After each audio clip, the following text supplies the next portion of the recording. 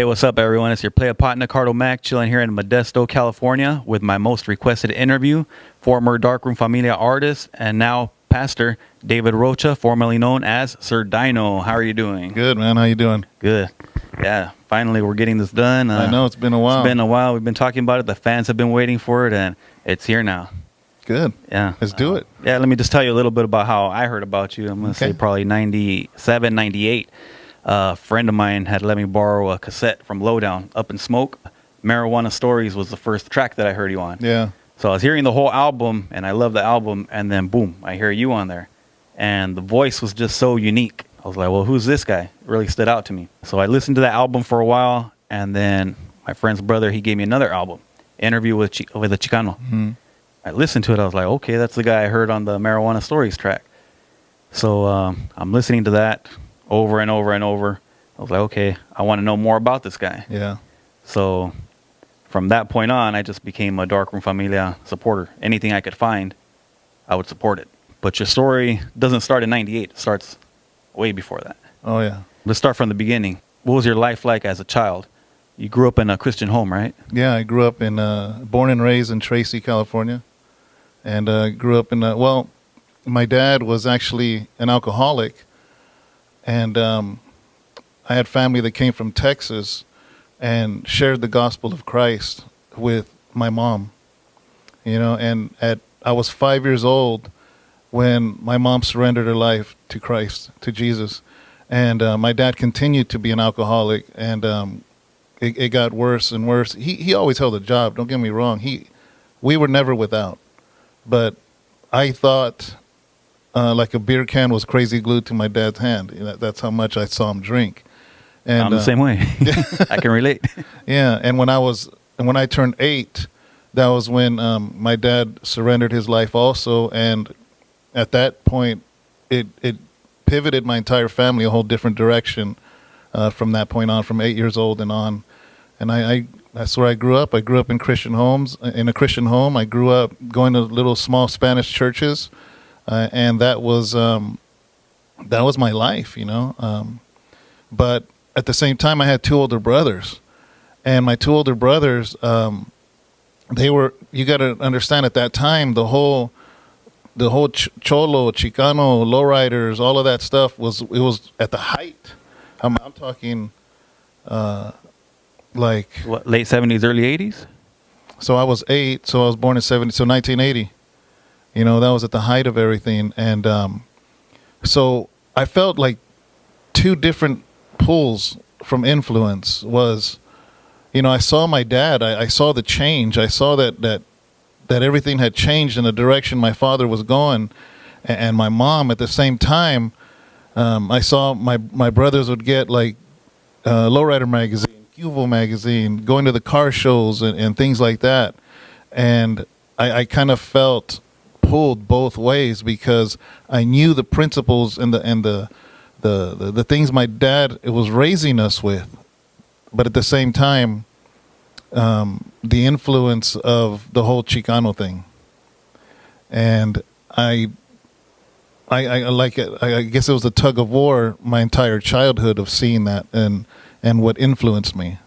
All this time, the whole Christian thing was being instilled in you, but you weren't really trying to hear that. You were more attracted to the street lifestyle. The older I got, yeah. I mean, when I was young, you know, I would read the Bible. I was a voracious reader. Like to this day, I love to read books. And even as a kid, I would read books. So it's kind of funny, but like we would go to Spanish churches, and I understand Spanish, but like I think in English. So it was a lot of work for a kid to hear this guy preaching in Spanish, and I had to translate it in my head to English to comprehend it. I don't know if that makes sense, you know? And it was just way too much work, and so I'd get bored. So I'd tell my mom, look, I don't want to listen to this preacher. Like, I don't want to go to church. And she'd be like, no, you're going, you know, but I'll tell you what, if you read your Bible, you don't have to listen to him. So anytime we're in church, you either listen to him or you read the Bible. So I'd be like, well, I'll just read the Bible, you know. And so I would read stories, you know, like I'd always go to my favorite stories, David and Goliath, or just, you know, those Bible stories that most people grew up knowing. And but yeah, but the whole lifestyle as I got older I remember my brother, he was in a car club, Brown Persuasion, which is a car club that's still around in Stockton. It's one of the oldest car clubs in California, actually, especially in this area. And my brother became a member of that car club. So it was a big deal when every time a lowrider car show would come or things like that, my brother would enter his car. So I would always go with him. So I was very influenced by the whole lowrider scene. What exactly did you find attractive about that? Because some people don't care. Me, I love it. But yeah, what about it got your attention? At that time, I think it was just the Chicanismo, the pride that I saw in the people, and how beautiful they would make their cars look. And I don't know. I mean, I never really thought about it. I guess it was just something that belonged to me, because as a kid, I grew up in a very racist school where I was the same kids I went to kindergarten with in first grade, and in third, fourth, and fifth, they're calling me Beaner, they're calling me Wetback, they're calling me these names, and these are the same kids I grew up playing with. And so to feel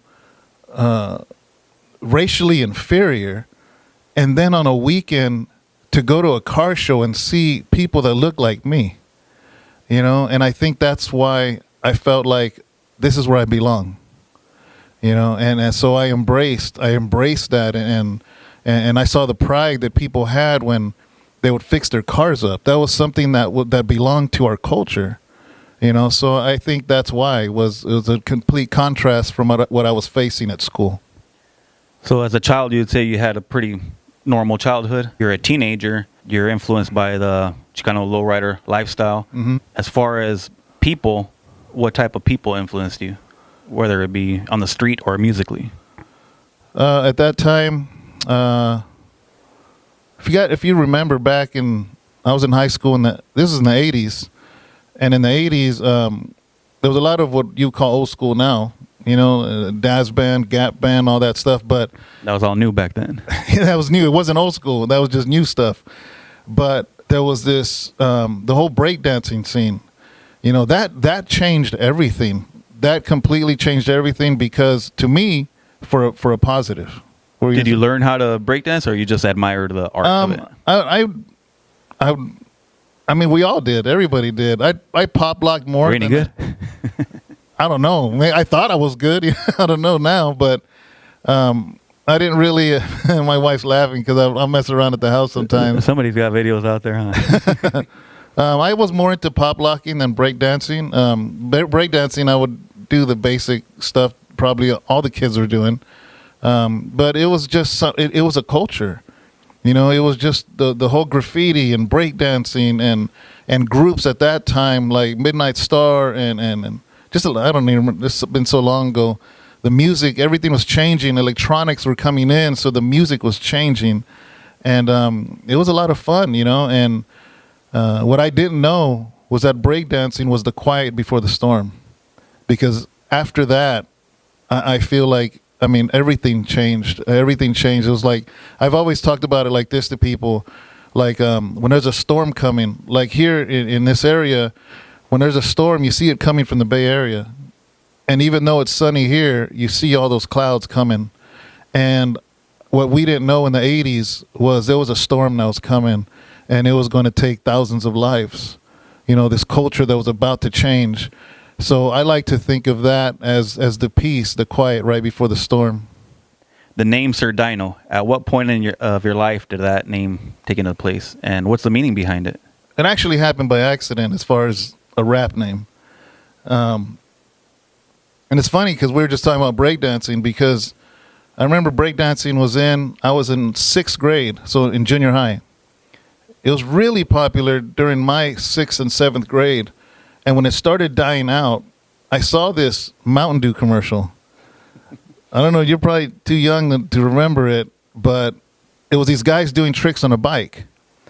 And come to find out, there's a lot of people that ended up being professional, freestylers on bikes. But it reminded me of people breakdancing, but on a bike. Mm-hmm. And I loved that lifestyle. I didn't like that breakdancing was dying out. you know. And then I saw that, so basically I got into that. And by this time I'm in eighth grade. I was 12 years old or so. And I started doing tricks on a bike. And at that time, GT made a bike called the Dyno. And man, I for a whole year, I had this picture of a dyno in my bedroom. That's what I wanted. When my parents saw that this was something that I was doing, and I wasn't following the footsteps of my older brothers as far as the whole Chicano and Cholo lifestyle and my older cousin, they were like, man, we're going to encourage this. So they went and bought me that dyno. So I got really good at it. Actually got sponsored by a local bike shop. I'll do parades. I'll do events. So people call me Dyno Dave because I was always on my dyno. So then when I got in high school, and people just would call me Dyno. Everybody in town, Tracy was small, so everyone knew that, oh, that's Dyno. So this was before even rap. I wasn't rapping. I wasn't doing anything. I would just... So it was just Dyno, not Sir Dyno, yeah, or a rap name. Yeah, I threw in the Sir after, you know, but I was called Dyno even before the rap thing because of that, because I was always on my dyno bike. Mm-hmm. Yeah, so that's why it's a strange name. People are like, what is that? Like, people thought it was dynamite or dinosaur. Yeah, and then the Sir part, why the Sir? I remember I wanted to be different because at that time, every rapper was like MC, you know, MC this, MC that. And I'm like, I want to be different, you know. And I remember bumping that oldie Duke of Earl. Mm-hmm. So they use a lot of like Duke and Sir. And so I think that's just why I just wanted to be different than the typical MC dyno. Mm-hmm. I remember playing with that idea actually. And I'm like, man, that sounds whack, you know. So I wanted something different. So I put the Sir on there. So that's freshman year? Yeah, well, on the unders freshman year, I actually was writing poems. And at that time, see, there was no rap industry in Northern California. There was not even anyone. It was like you either had to be from New York or Los Angeles, and you had to be African American. So there was no such thing as any kind of music industry in anywhere. And what happened was I was writing poems. I would write poems, and they were just rhyming, you know. And then I heard this tape that everybody was bumping, man. At that time, if you had a car, you had like 12s or 15s in your trunk, and everybody's trunk was rattling at that time. This is now in the late 80s, and I heard this bass line, bum bum bum bum bum bum bum. It was Freaky Tales, the Too Short. Mm-hmm. Everybody was bumping that thing, and I was like, "Who is that?" You know, and come to find out, this local record store sold it. And it was funny because it was a cassette tape, and the cover was handmade, like a Xerox cover. And basically, Too Short out of Oakland was, I don't know how he got it to Tracy, because we were only about 40 minutes away from Oakland. So I'm guessing maybe he brought them, because I know he was selling them out the trunk. And that just blew my mind. The fact that a rapper was blowing up that wasn't from New York or Los Angeles, you know. And I'm just like, this is crazy, because this guy's 35 minutes away from me, and if he can do it, then I can do it. And that's kind of what started it. So from the poems, you said, I can turn these poems into a song. Yeah, well, it was actually DJ MT. He was from Darkroom also, and he was a local DJ. He was very well known in Tracy. Back at that time, DJs would get their fame by renting a hall, and they would DJ and charge for people to come into the door, you know. And so DJ MT was like a local, for me, he was like, you know, a local famous person, you know. And I happened to be, I got kicked out of high school, went to continuation, and I was sitting next to DJ MT. And I'm like, man, that's crazy. This guy's like famous, you know, just in Tracy, you know. And one day he's like, what are you doing? I was like, nothing. He goes, man, that looks like a rap. So you didn't know him from before? I knew of him. We didn't know each other. I knew of him because he was a DJ. And in Tracy, if you were a DJ, that's like just straight ghetto fame, you know? And so the fact that I was sitting next to DJ MT was a big deal for me, even though he didn't know who I was.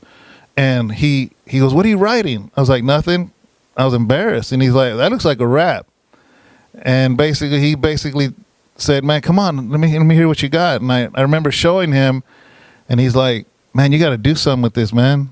You know, you should put some beats behind it." And I was like, "I don't even know how to rap. I don't know how to stay on time. I don't know how. These are just poems, you know." And so he's the one that gave me the push. And then that's when Too Short came out, and I started rapping with my cousin at that time from Sirius, and just underground. I didn't let nobody know, you know. And we were just making tapes at home for about a year. So was DJ MT giving you like instrumentals, or where were you getting the? No, he just gave me he just gave me the encouragement to, but I didn't work with him until later. You said you got kicked out of high school, right? Yeah. So what were you doing with your life at that time?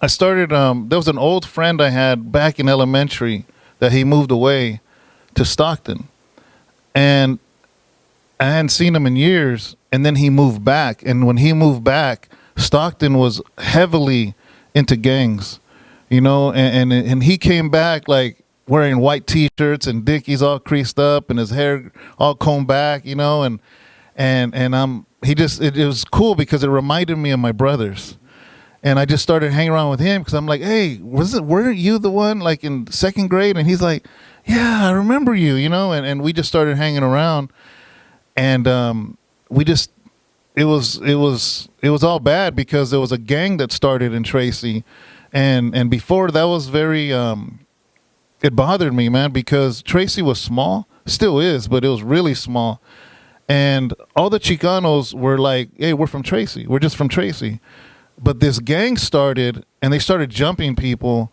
and I didn't like that because I didn't like the fact that somebody was dividing Tracy up, you know, and that group escalated, and there was a few friends of mine that were always together, and we were like, "Man, we're not gonna let them jump us. We're not gonna," because they were jumping people, forcing them into that gang, and I'm like, I'm refusing. I'm not gonna do that. At the same time, so we basically, long story short, ended up starting a gang because of that. Well, they jumped one of my friends, and it just spiraled. Pretty much like all gangs, just protection from exactly stuff. It just spiraled, and at the same time I'm writing my raps, and so I started talking about a lot of the things we were going through, you know, a lot of the violence, a lot of people were getting jumped. It was just kid stuff, but still I started putting that on paper, and I started rapping about that, and that's when I realized, you know what, I think I could do something with this. So when you get to that point, when do you decide, okay, I want to start working on an actual project? Was it a solo project, or you wanted to work as a group? I had a group. It was myself, one of my good friends, Felipe, they call him FDA, my cousin Nick, and this other guy from Stockton named Shabazz. And we started a group at that time, and we started getting into small car shows. Like I got a hold of a promoter. I'm like, "Hey, how can I open up? Can I open up?" You know? And he's like, "Well, if you help me put flyers up for the car show, I'll let you go up on stage." And it was messed up, man, because for like 2 weeks I'd go put flyers up everywhere for him. Left you hanging?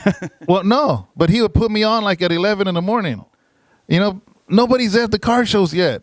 You know, because you got to remember at the car show, it's funny because there's a if you're a new artist, you're gonna open up, and the only person watching me was like the 5 people that came with me. And as it got closer and closer, because in a car show, if you've been to car shows, obviously, right? The real crowd is going to be, at that time, they would have the hard body contest, the bikini contest. Everybody would be up there, and then they would have the main artist. If you were scheduled before that, ain't nobody going to watch you because everybody's busy looking at the cars. So I was always scheduled at 11 or 12 o'clock, you know, and each time he would promise me, "Oh, I'm going to bump you up, man. I'm going to bump you up." So I put in a good 2 years like that, and I felt like I wasn't going anywhere, you know. And so you still didn't tell him, "Oh, no, I'm not going to do it then." No, You're because still putting your work. Yeah, I continue to do it because I realized this is the only way I'm going to be able to escalate to what I want to get to. It would put me in front of people, you know, even if it was a few people. And what happened was I completely stopped on the second year, I believe. I was gonna quit rapping. My daughter was already born at the time, and I'm like, I'm done. I'm done. And at that time, that's when Duke and Crooked came over my house, and they knocked on my door, and I was like, "Who's this?" You know? They weren't friends of yours then? No, I knew them from car shows because they were doing the same thing I was doing, trying to get in on the shows, you know. And so usually it was a whole group of local artists that we would all see each other at all the shows. And I guess they saw that I wasn't around anymore. You know, so for that third year, the third like tour of car shows, I wasn't there. So they came over. I don't know how they ran into a homeboy of mine from Tracy, and he was living in Hayward, and he brought them over to my house. So I hear a knock on my door, and it's Duke and Crooked. And I'm like, "What are you guys doing here?" And they're like, "No, man, you know, where you been?" And, you know, turned into a conversation. I said, I'm done. I got my daughter now, and I gotta grow up, you know. And they're like, "Man, we haven't even started nothing yet. You know, you ain't seen nothing yet." And that's where Darkroom was born. So you were what, 17, 18 at the time? That was 18, about to be 19. So then at that point, how the songs say, there was a meeting, right? Yeah. And what went on in that meeting that said, "Oh, you guys want to form this group"? Well, they were from Hayward, and they had a local following. And he says, "You're from Tracy, and you have a local following in the Valley." And they said, "What if we basically make a group out of all these local artists?" Because I said it was a bunch of local artists that were trying to get on stage. He goes, "What if we become this group? Because each of us has our fans, and then we combine our fans and basically make a super group." And that's where Darkroom Familia was formed. And we had like Mr. Key, he had a following in San Francisco. You know, we had Boyle, who was in Merced. We had myself and Tracy. DJ MT was in Tracy. We had Shabazz that was in Stockton. I don't want to leave anybody out, but it was all spread out, and we realized together we can share our fans and therefore make each of us bigger. So who were the original members of Darkroom Familia? Oh, man. Put me on the spot because I know I'm going to forget someone. Myself, Duke, Crooked. I thought there was only 4, so there's more? Probably myself, Duke, Crooked, and D-Roll from Oakland. But see, Mr. Key, you know, it depends on who you ask. Because the reason I'm saying is because as people left Darkroom, some of the Darkroom members omit their name as if they didn't exist. You know, and I don't like that. You know what I'm saying? You think they'd be proud to be part of the legacy? I don't know. You know, I don't know. It's so, but I'd say those are the core. Yet also, and then later on, after our first release, then Lowdown came in the picture. So, what was the first release from Darkroom? From the Vadio with Love. Yeah, that was a local release, and that's the one that went nationwide. We signed with Sunset Boulevard in Los Angeles, and they released that with nationwide distribution. That was major. And after that, it just took off from there. So you start working on all these projects, and what are you doing production-wise? When I first started, I used to actually rent studio time at UOP, University of Pacific, it's a university in Stockton. There was an old man there. He was old to me because I was only 18, 19, but I'm guessing he was in his 40s, and he was blind. He was legally blind. Basically, if he had to read something, he would have to, with glasses, like this thick glass, wow. And he would read like that. And he was an engineer because every college has a radio station. So he ran the production side, doing the jingles, the commercials, but this guy was like a genius. And his name was Jeff Crawford. And we would rent studio time because the college would rent out studio time to help fund their radio station. And I did my first EP there. And I quickly realized how fast it gets, how expensive it gets when you're paying hourly. So you were doing the production? No, he was. Oh, he was. He was. I didn't know anything. But what I liked about him is he would always take the time to explain to me what he was doing. You know, because some people are stingy with information. Yeah, and what was crazy is that's where I learned how to mix down, because he would tell me, "Close your eyes," because remember, he's blind. So when he did mixes, he had an advantage over people that could see. And he would tell me, he would stand right here in the center, and I'll close my eyes. He goes, where do you hear the clap? Where do you hear the cymbals? Where do you, and he's the one that taught me how to do that. But anyways, he talked me into, at that time, they would sell these keyboards called workstations. And I bought my first workstation keyboard that did full production. It had drums and keyboards, and you can sequence and build an entire song on that keyboard. That was like used equipment from the college, or you just went out and got it yourself? I went out and bought one at a local music. It was a Roland D20. I still remember, and I produced, I don't know how many albums off that thing. How hard was it for you to actually learn how to play the keyboard? Because I bought a keyboard, I messed with it, but too hard. Well, but for some people, it comes natural. I don't know if I ever learned, to be honest with you. I just would produce what sounded good to me. I would just do drum tracks and do them from scratch and just add a bass line. You had to have that fat bass line. You had to throw some piano in there. There's a lot of piano in my songs because I like the way piano sounds. I'll put strings on there, and I just kind of build it, and just whatever I thought fit whatever it was I was feeling. It was like I was feeling a lot of frustration because the gangbanging started getting out of hand. Tracy is small. There's only so many gas stations, only so many grocery stores, only so many major streets.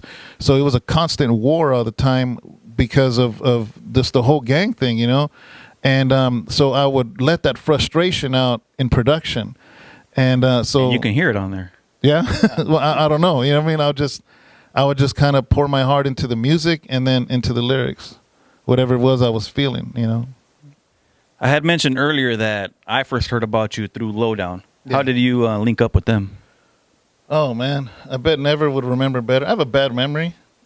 I think he called me, if I remember right, because back then, there was no Facebook or anything. I think he called me, and we were looking for artists because we wanted to expand. And I remember at the time he brought up about Pollo Loco, because Pollo was from Merced. Mm-hmm. So I think I met him or he came. I don't remember the first time, but I remember he showed me his tape that they had released. I can't remember the name of his first one. Up and Coming At You. Mm-hmm. Okay. I know it was like a black and white cover with a drawing. Mm-hmm. And I liked it, and I was like, man, come on, let's do this. I really liked Never. I liked all of them, you know what I mean? But Never, I just liked him and just his personality, his character. I liked how he was. The chemistry was good right away. Yeah, he's a good dude, And so we just started working together, and I said, listen, be part of Darkroom. I'm not saying to stop being Lowdown, but be Lowdown within Darkroom. Let's do this. We're nationwide already, so let's put you up on this, and so you can be a part of this. Because I think when I met him, I believe, were we nationwide yet? Or, dude, I hope I don't get it wrong, but I might have met him right before that, or right after. It was right there, like when we signed with Sunset Boulevard. I don't quite remember. So you guys were collaborating with both of each other's projects, and it wasn't just, you guys do this and we do this, but work together. It was because Darkroom Family was not just a group; it was a label. So I said, just release your stuff, go through us, so you can get some nationwide recognition. So then the Lowdown was Lowdown, continued to be Lowdown. They would be on Darkroom albums, but it was under Darkroom Studios, under the label. So. The name Darkroom, how did that actually come about? My parents had it used to be this old little barn kind of thing in back of my parents. There was no windows. So we basically, I told my dad, can I build a studio at that time? And he's like, it was way out in the country. So, man, we came and, put carpet. We basically fixed it up, got sheetrock, and there was no windows. So just a dark room. You didn't think about it while you were building it? Or? Yeah, it was just a dark room, and we always had a black light. In the booth, we had a red siren light that you'd buy at Radio Shack back then. But in the booth was a black light, and it was just always dark in there. And it's like, man, it's Darkroom. Who thought of the name? Oh, man, I don't even remember. Just messing around, somebody brought it up? It probably wasn't me. You know what I mean? It might have been Duke or Crooked or also, I don't know. I really don't know. I just remember we're sitting there trying to think of names, and that one stuck, and I won't take credit for it, even if I did think of it, because I probably didn't. And the Familia part? That was probably me. Yeah. Yeah. Because it's the family, you know what I mean? And it's like, to me, that translates even now. I mean, as a pastor of a church, to me, it's a family. So family has always meant a lot to me, more than a label, or more than label mates or co-workers or whatever. I mean, it's a family. So pretty much anything you do, you see it like that. Yeah, yeah. I had my circle tight, you know, and if I didn't have people halfway in, halfway out. Either you're in the circle and I trusted you, or you were not in the circle, you know, and that's kind of how I saw the whole thing back then too. Who would you say you had the best chemistry with from all of the artists that you just genuinely loved working with? Over time? Yeah. Probably a few. I couldn't single it down to one. Boyo Loco in the beginning. I could say he was probably at one time one of my best friends. ALG, Never, Duke, also, you know, probably those. I mean, if I had to say some names. Do you still have friendships with those people now? Yeah, yeah. I mean, not all of them. Some of them I don't know where they're at. You know. Well, obviously, I see Tony all the time. I'm looking at him right now because he's right there. But Shout out. Young Ant. He was in Darkroom. He was in Valley to the Bay. I see him all the time now, and he attends church here. So, who else? He's one of your members here. Yeah, yeah. ALG and Young Ant are members here. Who else do I see? I've talked to Dub when I first got out of prison. I Never through Facebook Messenger a few times. Who else? Mickey D, Droop. Eclipse. Eclipse. That's. Oh yeah, yeah. I go to his house sometimes, and I see him all the time, or I talk to him. But there was never any hard feelings towards anybody. Toward those people I mentioned? Yeah, towards your the original members. Because original they say members? there's a little drama within the group. Yeah, well, I haven't talked to Duke and Crooked in years. You know, that wasn't my choice. You know, I don't really know why. I don't know. I just know that as we were going to talk about later on, I gave my life to the Lord, and I got out of prison, and they wanted me to go back to what I was. You know, and I'm sorry, this is my life. You know, and if they can't respect that, well, you know, I think nothing bad toward them, but for whatever reason, you know what I'm saying. But everyone else, I talked to also, you know, he's actually my daughter's uncle, so I talked to him. You know, KID, I've talked to him a couple times, had lunch with him, you know, so for the most part, I still talk to most, you know, or I don't have a problem with them. So, one thing I noticed the other day that there was actually never a female rapper with Darkroom Familia. I mean, there'll be females that did hooks, yeah, but not an actual rapper. Was there a reason why there was there just not any out at the time? Yeah, there wasn't any out. I think that probably would have been really good for marketing, you know, at that time, you know. But I didn't have any problem with. I just never ran into any girl, female rappers. Nobody would try to look for you and show you like, oh, I rap. No. I was. Which nowadays there's a lot of them. Yeah, yeah. Say if Darkroom was still around nowadays doing the whole thing they used to do, who do you think would be a good member that would fit in? Well, I mean, I'm not really into the scene, so I don't really know who's out there. I don't know who's out there. The one person that really jumps at me is Gata.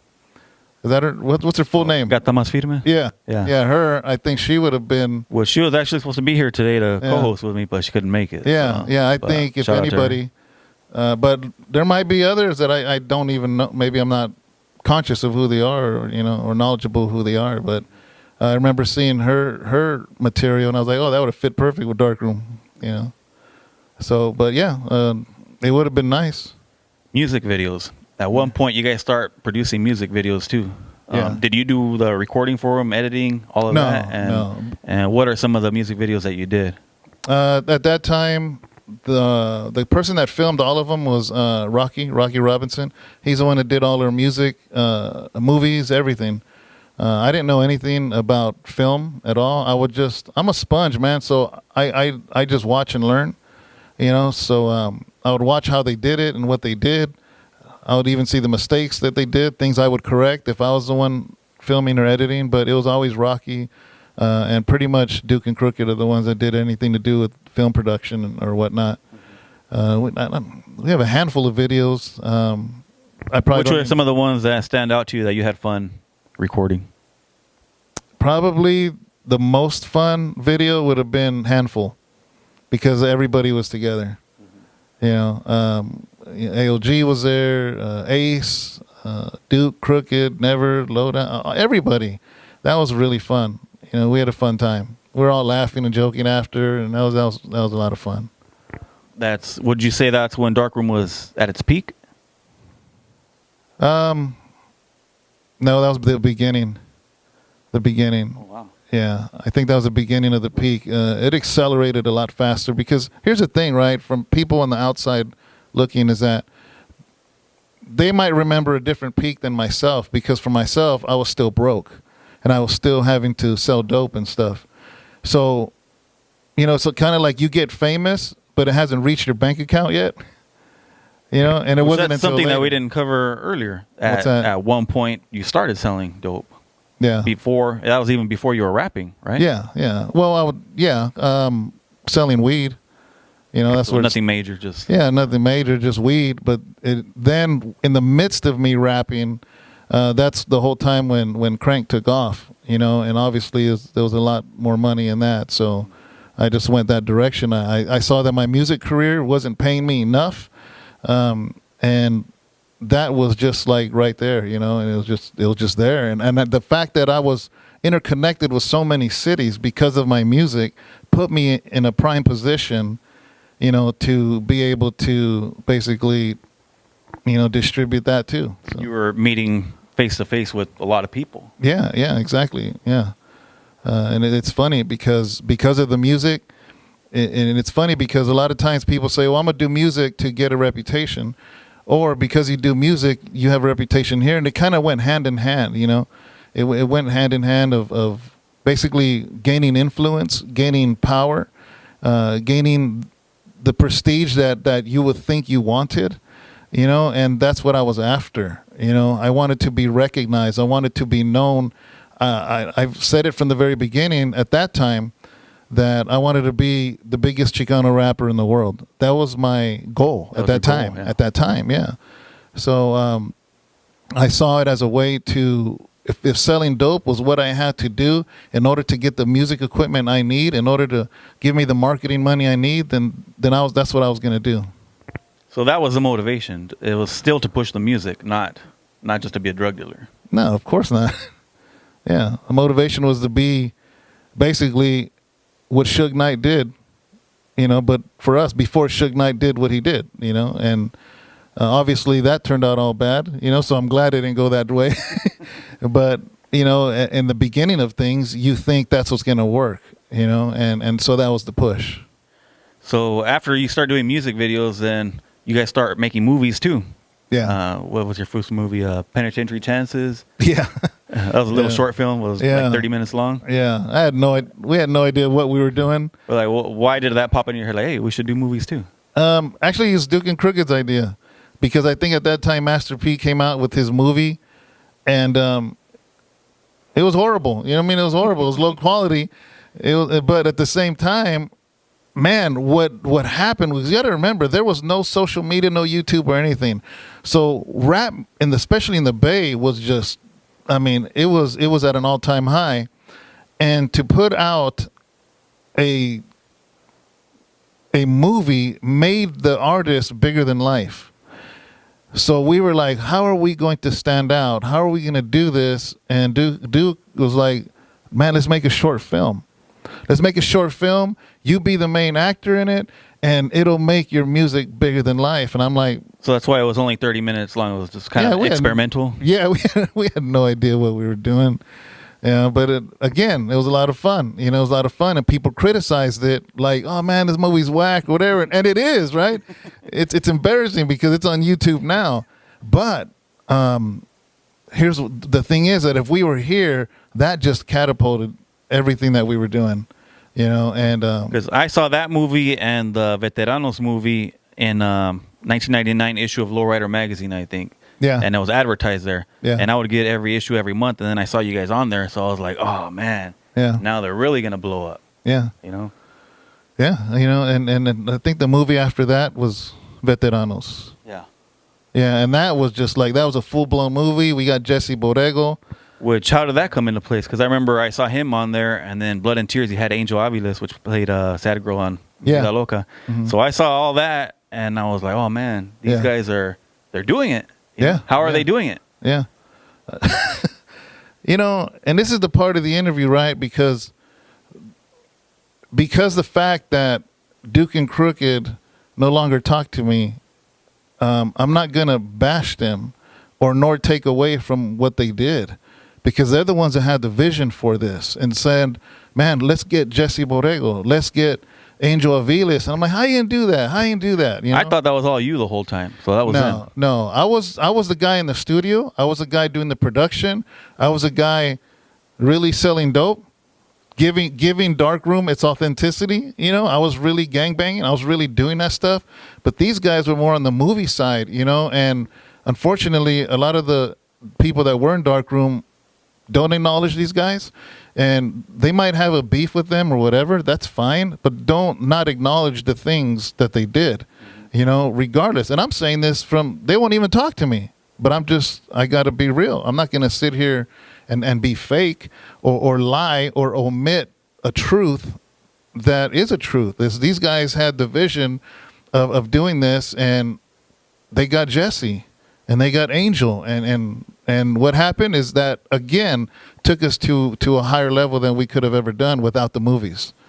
You know, because then you got these movies and all these little videos all across America are watching it, because we hardly as Chicanos have movies. Mm-hmm. So when they see a movie and they recognize Jesse Borrego from Blood In, Blood Out, or Angel Aviles from Mi Vida Loca, that took us to a certain level that other rappers couldn't compete with that. And that was all shot in the Valley and the Bay Area, right? Yeah. It's not like you guys went to Hollywood to go get it done. No. We brought them up here. Well, Jesse's from Texas. Yeah. You know, and what was your experience working with Jesse? Oh man, he's cool. He's cool. You know, he was. I don't know. It's funny because the way you see him in movies. That's how he is. That's how he is. He's a great actor. I'm not taking away from it, but that's how he really is. Yeah. I remember I met him at a meet and greet, and I asked him, well, maybe we can do an interview one day. And he's like, oh, Simon Carnal, let's do it right now. Yeah. So, You're like, oh, am I in a movie right now? All hyped up. Yeah. That's how he is. Yeah. He's a good dude. Angel, really, really nice. Really nice lady. Yeah, really nice lady. Her brother was actually in Hollywood before her. People don't know that. He was on Carlitos Way, wasn't he? He was in Carlitos Way. He was the killer in Ghost with Patrick Swayze. Remember the Puerto Rican guy that killed Patrick Swayze? Yeah. And when that was her brother, and he passed away. So he was in Hollywood way before Angel was, and then she came out with Mi Vida Loca, and then she did a few other things after that. Yeah. So now you guys are doing music videos, movies, all of your music, and at one point you linked up with Capone from Texas and SPM. Yeah. And for me as a Chicano, I thought that was major, because you guys are supposed to be from separate areas and not getting along, and now you guys are working together. So I saw it like, okay, they're bridging the gap. More positive things are going to come, but that was kind of it. It was just that, and that's it. Yeah, you know, I don't remember exactly how I met Capone. And actually, that brought a lot of flack. It brought a lot of flack to me because, first of all, people thought that he was a Capone from Los Angeles. You know, and at that time, you just didn't do that. You didn't intermingle with artists from Los Angeles. That's just something you didn't do. You know, but I have roots in Texas. All my family's in Texas. My grandma and grandpa were in Texas. My mom is a Texan. Cousins in Texas. So I've always had roots in Texas. I never had family outside of Northern Cali or Texas. So to do a song with the Texas artist was a big thing, a big accomplishment for me, because that was doing something going back to the roots of my family. And that's why that was such a big deal. And I remember I met Capone. No, I saw Capone, and he was all brown pride and Chicanismo and this and that. And SPM was blowing up, even though SPM grew up in a black neighborhood, basically, you know. So, but he was always pushing the raza.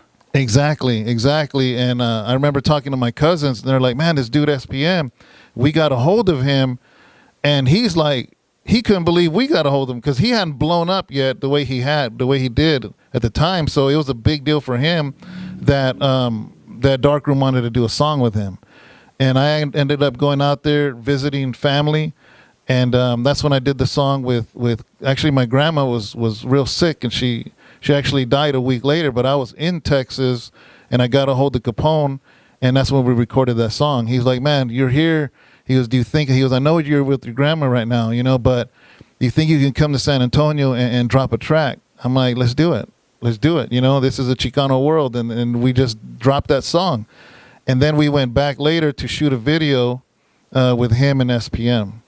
And for me, that was just me reaching back to my Texas roots. It's as simple as that. There's nothing else, you know, no other ulterior motive or anything other than tapping into my Texas roots.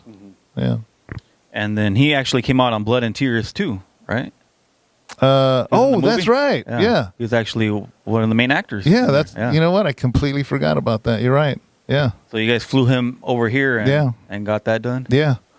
Yeah, exactly. It's funny. He just recently reached out to me about 2 months ago, said he wanted to talk to me, and then never heard nothing again. So I'm not sure what's going on with that. Yeah.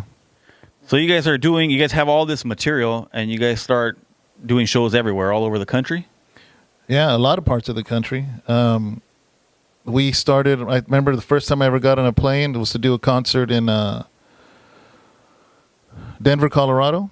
So promoters were looking for you guys, or you guys were just spreading around trying to do whatever you could? At that time, we were in a label. We had left Sunset Boulevard. We signed with Explicit Entertainment. Explicit Entertainment was the group that released Proper Dos. Remember that group, Mexican Power? And, that was a huge album. So that same guy found out about Darkroom, so he signed us. So he had connections with people all over the country. Which there's some complications with both of you guys on there, which I always thought, different albums. With who? With different Chicano rappers. Yeah. Some from Proper Dos. I think even Mr. Shadow. Yeah. I don't know who's in charge of that. Yeah, it wasn't us. It wasn't us, because that would have been all bad for us here. So Explicit was based out of Los Angeles. He had connections to artists. So when we left Explicit, unfortunately, he kept some of our material. So then he started releasing our material with a lot of artists from the LA area. That's probably when that happened, yeah. Yeah, that's when that happened, which, again, you know, was a major problem at that time, you know, when you know, the way the politics were at that time. But yeah, that was Explicit Entertainment doing that. So did you guys travel all over the world or just the country? I never left the United States to this day. I don't have a passport, you know, but we did go. Are you scared to fly like Richie? No, I love flying, actually. I love flying. But we went to, you name it, you know, New Mexico, Denver, Nevada, Texas, Arizona, Miami. I think that's it. Just all the southwestern states other than Miami, Florida, you know. But yeah, that was a constant thing that we were always doing, you know. Autograph signings. We would go do tours of different stores, concerts, car shows, things like that. I actually hated being on stage. Why is that? I always forgot my lyrics. Really? Every single time I'd forget my lyrics. So I would do songs that the people knew. So if I forgot, I would do this. You had so much material too, so I was just cranking material out. Like, so you just pretty much record and forget about it and just record and forget. Yeah, it's funny because I hear stories about people talk about how Tupac used to be in the studio. He just write them and record them, write them, record them. It was the same thing with Darkroom. It was the same thing, man. It was a rapping factory. you know, and it wouldn't stop, and it was just constantly. We had artists coming in, and when they would leave, then I started recording my stuff. Which a lot of people get writer's block, but would you say just your lifestyle that you were living, that there was always something to talk about, yeah, always, you know. So we were just constantly in the studio all the time. You know, it didn't stop. So everything's going good in everybody's career, pretty much. Yeah. And then at one point, there's a turn of events. And one day I buy an album called Gang Stories. Yeah. And the first track on there, I'm a gunner. The lyrics on there are very different than the Sir Dyno that I'm used to. Yeah. The other one's more brown pride, Chicanismo, proud to be Mexican. And on these lyrics, there's gang-related stuff on there. And so I'm like, okay, this is different. What happened here? Yeah. And then I show some of my friends, and they're like, oh, you haven't heard the other album? Yeah. I'm like, what are you talking about? And it's no secret. It's the GUN album. Yeah. And that one's a lot worse. So I'm like, okay, what happened? So because of that album, the FBI starts to investigate you. Yeah. So what was the motivation behind that album? My motivation, because there's a lot of motivation behind it, behind closed doors that had nothing to do with me. You know, I can't speak for anybody else. You know, my motivation was the stuff that I represented on there was stuff I had always represented up my whole life. You know, my older brothers, my older cousins, I had always just kept it separate. You know, I didn't see a reason to gang bang on my songs, because to me, I'm like, I want to be the biggest Chicano artist in the world. You were trying to keep it neutral. Yeah, but that was what I grew up representing, you know. So it's not like I did that CD and all of a sudden became, you know, a representation of what that represented. That was just something that's what I was. But I didn't want to push that in music. But basically, what was going on, I will say this. At that time, there was videos of people killing each other all over Northern California. They were just killing each other, and it had to stop. And actually, I thought this CD would help that, not realizing the repercussions that came with that. I actually wanted it because in my twisted way of thinking, you know, I had 2 little boys, and I said, what are they going to grow up to? I want them to grow up in a united, you know, raza, a united, you know, thing. So I actually at that time thought that I was doing something that would help the future generation. You didn't see it destructive at all. I was blind, man. I was blind to it, you know, and there was a lot of bad stuff that happened. You know, people lost their lives, you know, on both sides, and it brought a lot of destruction. And obviously now, as a 47-year-old man now, I look back at how destructive it was. But at the time, you know, I thought it was something to better my people. Because to me, as a fan, I just bought it just to support anything that came out through Darkroom. So whatever came out, I bought it. Yeah. And then they told me about that album, so I went to go get it. I couldn't find it anywhere, so I went to a swap meet or something, and they had it there. Yeah. And at the time, the average CD was like $18. Yeah. So I was like, okay, I'll buy it. And that one was like, oh, it's $25. Oh, was it? So I was like, I'm not paying $25 for a CD. Wow. So then eventually the CD gets banned. Yeah. It gets pulled out of all stores. So then that made me more curious. I'm like, well, why? What's on there? Yeah. You know, so I went back to the place to go buy it. Yeah. So I was like, all right, I'll give you your $25. Yeah. So I went to go buy it, and they're like, it's $35 now. And they were only burned copies. Oh, wow. Because all the original ones, I guess they were gone or pulled out. So I bought a copy for $35. Yeah, wow. Yeah, just because of the curiosity to see what was. Whoever was burning them would have been in major trouble back then. Oh, yeah? Yeah, that would have been all bad, you know. But, you know, I had a thought I was going to say right now about that is, you know, that CD, I remember in my mind, I'm like, it's not going to get distribution because I was already nationwide. I was already a nationwide artist. Some people have got their timeline confused and thought that I needed to do that CD in order to rise to fame. I was already a nationwide artist. That is why I was approached to do it, actually, because what happened was they wanted to find a voice that all Northern California would listen to. So I'm the one that got approached because my voice was the most influential at that time. You know, so I already had a status. So I thought I'll do this CD. It'll release underground for the homies around here, not realizing it would have any repercussion to my nationwide audience. So Or get the attention of the FBI. exactly, or get the attention. I thought I'll do this one for the homeboys around here, but I'll do my other stuff nationwide where I leave that stuff out of it, you know, and it just, again, you know, when you're in a certain lifestyle, you get blind to stuff and things get twisted up, and it just starts to intermesh. What I had created as Sir Dyno started intermeshing with this, and it just kind of got all mixed up, you know. Because to me as a fan, I was like, oh no, it's going to start going downhill from here. From when the other projects you were kind of collaborating with other artists, I was like, okay, it's going up. And I was like, oh, yeah, now it's going to happen. Yeah. Which, eventually, at what point did the FBI get a hold of it? I'm not sure. I know that within weeks of it releasing, there was a series of murders that were happening everywhere, up and down the state, in Salinas, in San Francisco. Officers were finding that CD, so they were already investigating on who was behind it.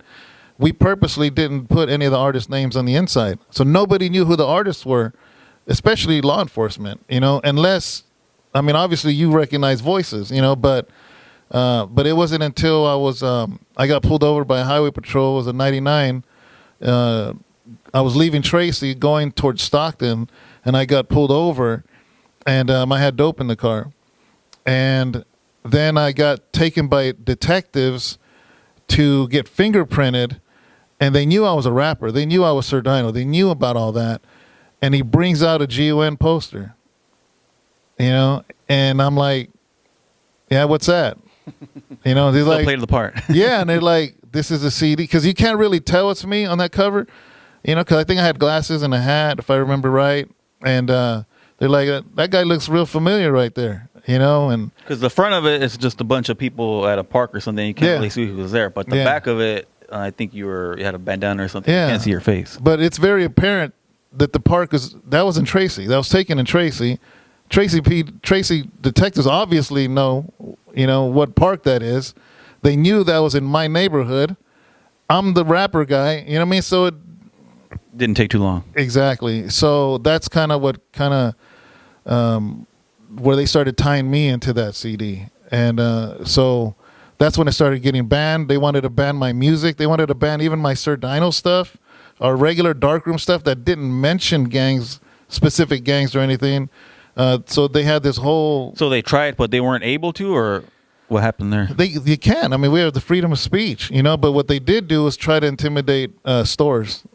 You know, they would try to go to stores like in Los Gatos by San Jose. They had parents and teachers with picket signs outside of a record store. To boycott the CD? To boycott anything from Darkroom, you know. So, but ultimately, at that time, it just made us more money. It just made us more known. It made us more, you know, whatever it is status we had, it just raised the bar on that. Then around 2001, they hit you with some RICO charges. Yeah. For those who don't know, could you explain what that is? RICO charges are racketeering. They created that. The federal government created that when they wanted to bring down the Italian mafia, and they couldn't figure out how to, because there's so many different parts and components to a crime family. So they created RICO charges, and basically I got indicted into this huge investigation that, and I saw it like this huge net and see what you pull out of it, and I just happened to be in that net, you know, and so yeah, I was charged with that I believe it was 2001, and I was already in probation for the previous thing that I'd mentioned about when they found some dope in my car. So I did get charged with that. That's what I actually got sentenced to, a year.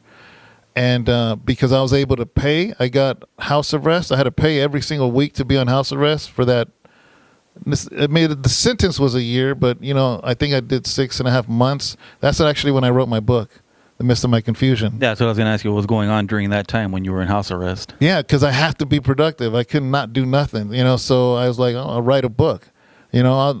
At the time, man, I had a lot of attitude. So I'm just like, these people want to take away my freedom. Well, I'm gonna do something that's gonna benefit me. So I wrote a book. It was during that time. So that's when that got written. But anyways, fast forward to the RICO.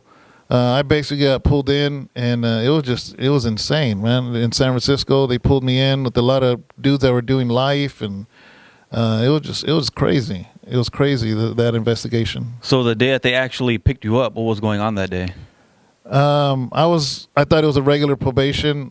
Probation called and said, "Hey, I'm your new probation officer. Can you come in? I just want to meet on my caseload, my whatever."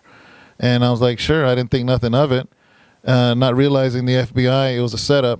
So when I went in to meet my probation officer, FBI came out and they arrested me. Took me to Sacramento County Jail, and that's where I met a lot of the other my co-defendants from the RICO case. Yeah. But did you pretty much already know why they were taking you in? I had no idea. No. I had no idea. I was blindsided. I didn't see it coming. It wasn't until later that I found out, because of this GONCD and the investigation behind it. And so they didn't tell you right away. Well, they said while they're they said RICO charges. I'd never heard of what that was. I was like, I had no idea what that is. And then later on, they said it was racketeering. What does racketeering mean? I don't know what that means either. So I was very confused at the time. And even though I was doing what I was doing in the streets, this is a whole different thing that I really was kind of confused about why I'm being pulled in here. And yeah, that was crazy. So you ended up doing what, 8 years? Not for that. Oh. Not for that. I was fighting that case for 3.5 years. I mean, federal court, they take long, man. It's not like you go and, like, if you do something in the county or you do something here and you go to court, 2-3 months is all it takes. Then you get found guilty or not guilty. That's it. Federal court drags it, especially with 21 defendants. Some of them they want to give life to. So this is very prolonged time. So after 3.5 years of fighting my case, because I got bonded out, and while being on federal bond for RICO, I get caught selling dope. What were you thinking? Like when you actually did it, or you weren't? It was funny, right? Because I've always joked around at that time. I'm like, man, because people would throw this term around of studio gangster. I'm like, man, I didn't know that's how you're supposed to do it. I didn't know you're supposed to not do the stuff you're rapping about, because I was out there doing it, and it was just something I used to joke about, because I was blatantly rapping about selling dope and doing this, doing that, and apparently I didn't get the memo. You're not supposed to rap about the stuff you're doing, So it was dumb. It was a dumb decision to continue to do that. And I got busted, and that is why I caught. Because at that point, you were already not selling any type of narcotics, right? What's that? Well, no, I was on the federal bond, so obviously my music was doing good, the movies were doing good. I didn't have to sell dope anymore, and I was fighting my case. But it was an old friend came, and I didn't know that he was an informant. I had no idea. I was the 7th person he did it to. This is a friend that I knew him. And nobody ever suspected? No. He just came out of nowhere, and I hadn't seen him in a while. He was actually one of the rappers that was in the group. Oh, wow. And so I didn't see the guy for a long time. He shows up. I knew his wife.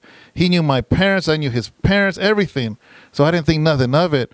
And he basically knew that I was already a nationwide artist. I was already doing movies. And he basically comes and says, "Hey, man, I need to get some dope." Because he knew I used to. And I'm like, "Bro, I'm fighting a federal case here. Are you crazy?" And he's like, man, come on. It's almost Christmas. I just need to get a little bit of crystal. I need to get a little bit. I'm like, I don't even have a connect anymore. I'd already been fighting my case for 3 years. So I had nothing, you know. I didn't have a reason for it. And finally, I remember he showed up, and it was almost Christmas. I had a big old Christmas tree full of gifts, and he goes, "Must be nice, man." And I'm like, "What?" He goes, "The fact that your kids are gonna have Christmas." You know, and I'm like, "Man, don't do that to me, man. Don't do that." He goes, "All I'm asking you is to do me a favor and just give me a couple ounces. That's all I'm asking you. What's so hard?"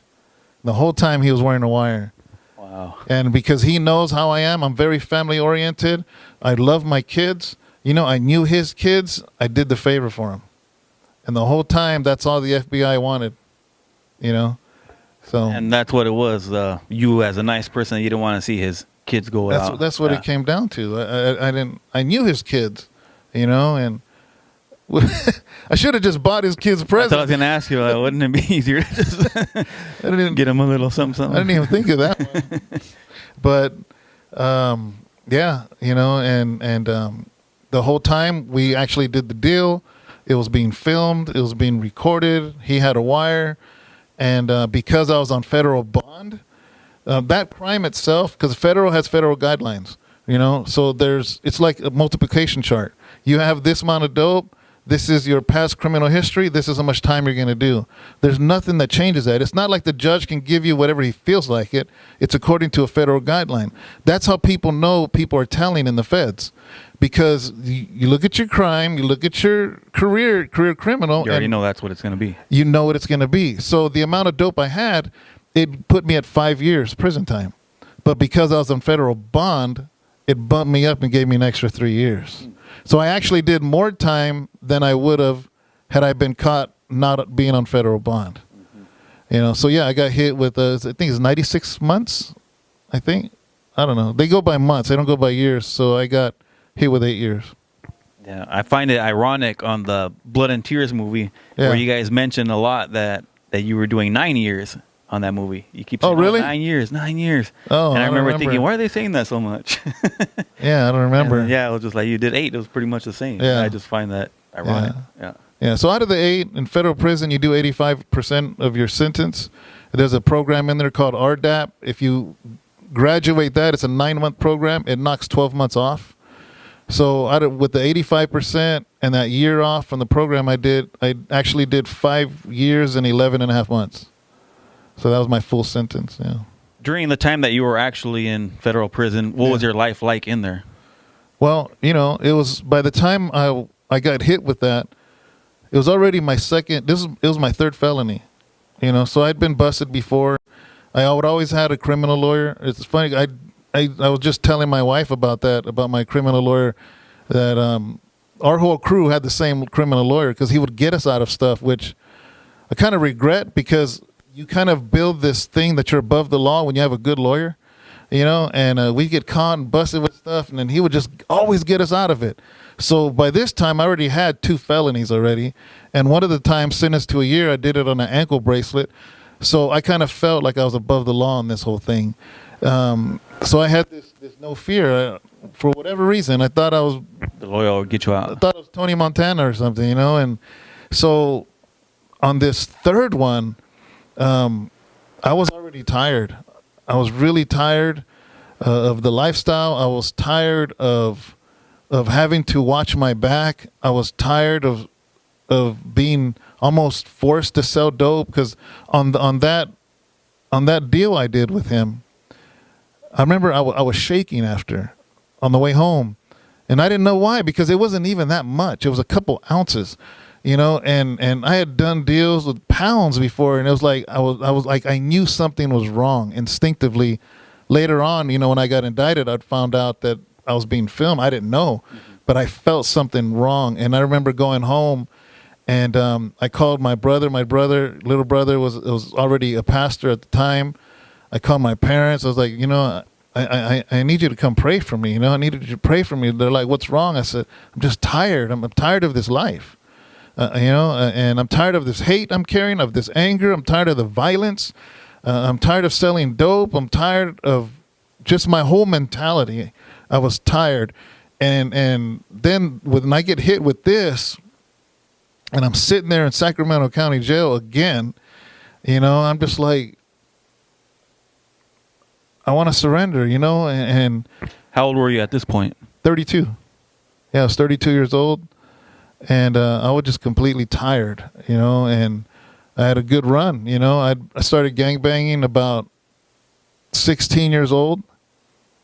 Yeah, so that was 16 years of just reckless living, you know, and that takes a lot of it gives a beating, you know. It gives a beating in your mentally and emotionally and all that stuff, you know. And I got kids, and you know, I might not be a perfect father, but I think I'm a good father in the sense that I love my kids. My kids know that. I've always been there for them, you know. And yet, you know, I remember one time, well, I don't want to say too much, but there was a shooting that happened. I remember my daughter, you know, hiding under the bed, screaming, thinking that it was me that got hit, you know, and just craziness. And I'm just like, what am I doing?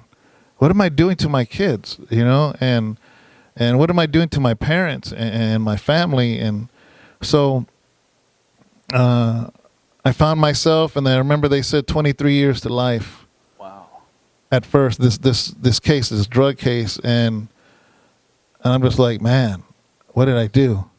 You know, and I had little kids. I had a daughter that was just turned 1. I just had her first birthday party a week before this. And they're telling me 23 to life. The detectives are saying, oh, you want to talk to us? You want to talk to us? You're never going to see these kids again. You know, and stuff like that. You know what I mean? And it's like, in my head, I'm just like, man, you know, I'm going to do this time, and that's it. It's a wrap. It's a wrap, you know? And that's at that point, I'm like, okay, I need to change. And then I came to the realization that I can't change. You know, some people try to change for the better, but really that's behavior modification. But that's not what I wanted. You know, I didn't want to modify my behavior. In other words, I still desire that, but I'm going to abstain from it, because that's a horrible way to live. You know, if you really, like, if you're a gangbanger and you really hate your enemies, but I'm going to modify myself to hide it, but yet it's still there. You know, I didn't want to live like that, you know. And it was there. I was in solitary confinement. And I thought back to when my dad gave his life to the Lord from being an alcoholic at 8 years old, you know. And I thought of my cousin at the time. You know, my cousin, he was like my road dog. He was always with me, always watching my back. And a year prior to that, he had gave his life to the Lord, and he came talking to me about Jesus. I'm like, dude, I'm not trying to hear that. I remember specifically telling him, you know, maybe when I'm older, I got too much money to make, I got more music to make, more movies to make, and too much money to make to waste time on what you're talking about. And, but I was just tired, man. And I basically made a deal with God. I'm like, God, if you can really change me from the inside, then please do it. I'm not going to be a fake Christian. I'm not going to be a fake holy roller, none of that. If you can truly change me on the inside, then do it. And if you can't, leave me alone. And I'll just ride this thing out. And I'll just be a fully functioning homeboy the rest of my life. And that's it. That'll be the end of my story. But if you can change me, do it the way you did my dad, the way you did my cousin, you know. And I've shared that in a testimony that came on TV, that literally I felt like 1,000 pounds come off of me. Just this hate, this anger, all this stuff. So you felt that instantly, or it took a while? I want to say it took 7 days. It took 7 days. I distinctly remember that, because I felt like God had abandoned me. That first day, I felt nothing. I'm just praying. I'm like, God, you know, help me in this situation. Help me, help my heart, help my mind. You know, what I'm facing. If this is the time I'm going to do, I need your help. And I felt like God stayed silent for a whole week. So during those 7 days, were you losing hope, or? Yeah, I was losing hope, because I felt like I had already wasted my chances with turning my life around, and I felt like God turned his back to me. And then that's on the 7th day. Again, I'm like, God, and that's when I say this all the time, because, you know, people always say, oh, accept Jesus, accept Jesus. I'm like, no, surrender. And that's when I surrendered. I'm like, okay, God, I surrender myself completely. and the seventh day was some completely different. That's when I felt that release. I felt all that stuff come off of me. And it was weird, man, because I remember anytime I would see the opposing side of what I represented, I would feel instant hate. If I walked into a store and I saw somebody that represented something that I didn't, instant hate. And then I remember on that seventh day, I remember we're going to court, and they would separate us in Sacramento County, and I remember seeing them, and they lined them up while they're lining us up on this side, and I saw them, and I knew what they represented, and it was weird because for the first time, the hate was gone. And I'm just like, that's weird, because it was instilled in me so much to hate them, and I felt no anger, no hate, no nothing. And I'm like, man, this is real. Like, this is real. Like, in my head, I'm like, this is real. This thing, this God thing, this is for reals. It's not fake. It's not behavior modification. It's not, oh, let me do the Jesus thing so I can, get mercy from the court. This was like real. So that was the first incident where you noticed a change. Yeah. Because I knew myself, We all instinctively know ourselves deep inside, and we can say and act and try to pretend to people, but you yourself know you're a fraud. And you can't lie to yourself. You can't lie to yourself. And when I saw people that were supposed to be my enemy, and I didn't feel no hate, that blew me away. And that's when I'm like, man, God, you're real then. You're real. And it's not that I didn't believe in God, because I saw my dad, I saw my uncle, but I thought I was beyond redemption. I guess that's a better way. I always. But you didn't want that at the time. You wanted the fame. Yeah. Back then, you mean? Yeah. I mean, I've always not believed. I never doubted God. I just wanted to do my thing, and it was just crazy. It was crazy that I remember that being the first time where I knew something had really changed in my heart. So when you decide to surrender, how did your life change when you're in prison? There was opposition. I was in a fully active pod, and it was opposition. At first, I was like, I would read my Bible in my cell, but then when it was day room time, the time to come out, use the showers, use the phone, watch TV, stuff like that, I would still go and talk to the homies, because there was no reason not to, because I've been a homie all my life. So I didn't think nothing weird of it. That's when you play dominoes, watch TV, and then I go back to my cell, and then I'd read my Bible, because that's what you do. You're in your cell. You might as well read something.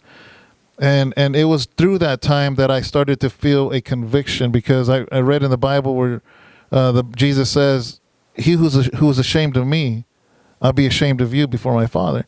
And I'm like, man, God, I'm not ashamed of you, And I felt like I was being two people. I was being a Christian in my cell, but a homeboy out there, and that's where it became an issue, because I started taking my Bible out there, and I started having Bible studies out there, and that became a problem to some people. And so you were being approached, telling you got to stop. Yeah. I was told to stop. I was told I was spreading poison, and which is funny, because the gospel is the opposite of poison. But I was told to stop spreading that, stop sharing that. I was told to roll it up. I was told to PC up, protective custody. I was told all those things. I was just stubborn. I refused. You know what I mean? And it was, I stood so bold for standing for Christ. Like, if you hear my music, I sound like a stubborn guy. Okay? That's like this guy's a bulldog, man. This guy's a beast. This guy's like a monster. Well, I became that for God. I didn't all of a sudden become a Christian and become like this weakling. Just focused all your energy. Exactly. So what happened after you left from Sacramento? You did 15 months there? Yeah, I was there for 15 months. And from there, then I had to face the judge in San Francisco where I was fighting the RICO case. Because remember, I ended up selling dope while on a bond. So that's where I got sentenced over there. So I got 7.5 years in Sacramento. Went to San Francisco in Santa Rita, did a year in solitary there, And that's when they gave me a year and a half more, but a year of it was concurrent with my 7.5, and the added 6 months. So it maxed me out to 8 years. So after doing solitary in Santa Rita, then the marshals picked me up, went on Con Air, which it's not like the movie. It's just a regular plane. It's literally, it felt like I was in a Southwest airplane. You know, the only difference is that there's marshals in there and you're shackled. Not to anything in the plane. You're just shackled, you know, with shackles on your ankles and your waist. And then they flew us to from Travis Air Force Base to Victorville. I guess there's an Air Force Base or something. And then they had a bunch of buses lined up. They took me to San Bernardino for a night, and then I went to Terminal Island from there. So that's a big difference from being locked up over here to now you're in Southern California. Yeah. What was it like for you over there? Terminal Island is in Long Beach, you know, and that was crazy. You know, I didn't know what to expect. By this time, I'd already been serving God, already been in the Lord, spent a whole time in solitary confinement. Well, that's a whole story unto itself. So by the time I went to Terminal Island, I was just like, you know, just everything around me was just learning about God, learning about the Bible, learning that. So as soon as I hit the yard, first thing I get hit up, they're like, "Hey, where are you from?" You know, and not even trying to hear that. Yeah, and I'm like, it doesn't matter, man. I'm a Christian, and they're like, "Yeah, but where are you from?" Do you think they recognize you, or no, not at first, not at first. And so the first thing I did was obviously they showed me where my bed was at. They gave me my issue, which on my clothes and towel and all that stuff. First thing I did was I asked somebody. I said, I'm from Tracy. I said, and I need to talk to anybody that's from where I'm from. And they're like, "Oh yeah, there's a few of you on the yard." So I had somebody tell me where they were at, and I made a beeline straight to them, because what I didn't want is for me to be on a yard and for any homies to find out I was there and as it like I'm hiding.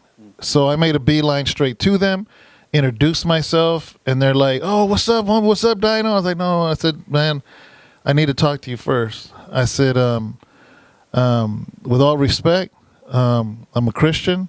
I serve God, and I'm here to finish my time and to serve God, you know. And basically, one of the dude that was basically calling the shots was like, "Listen, this is a low yard.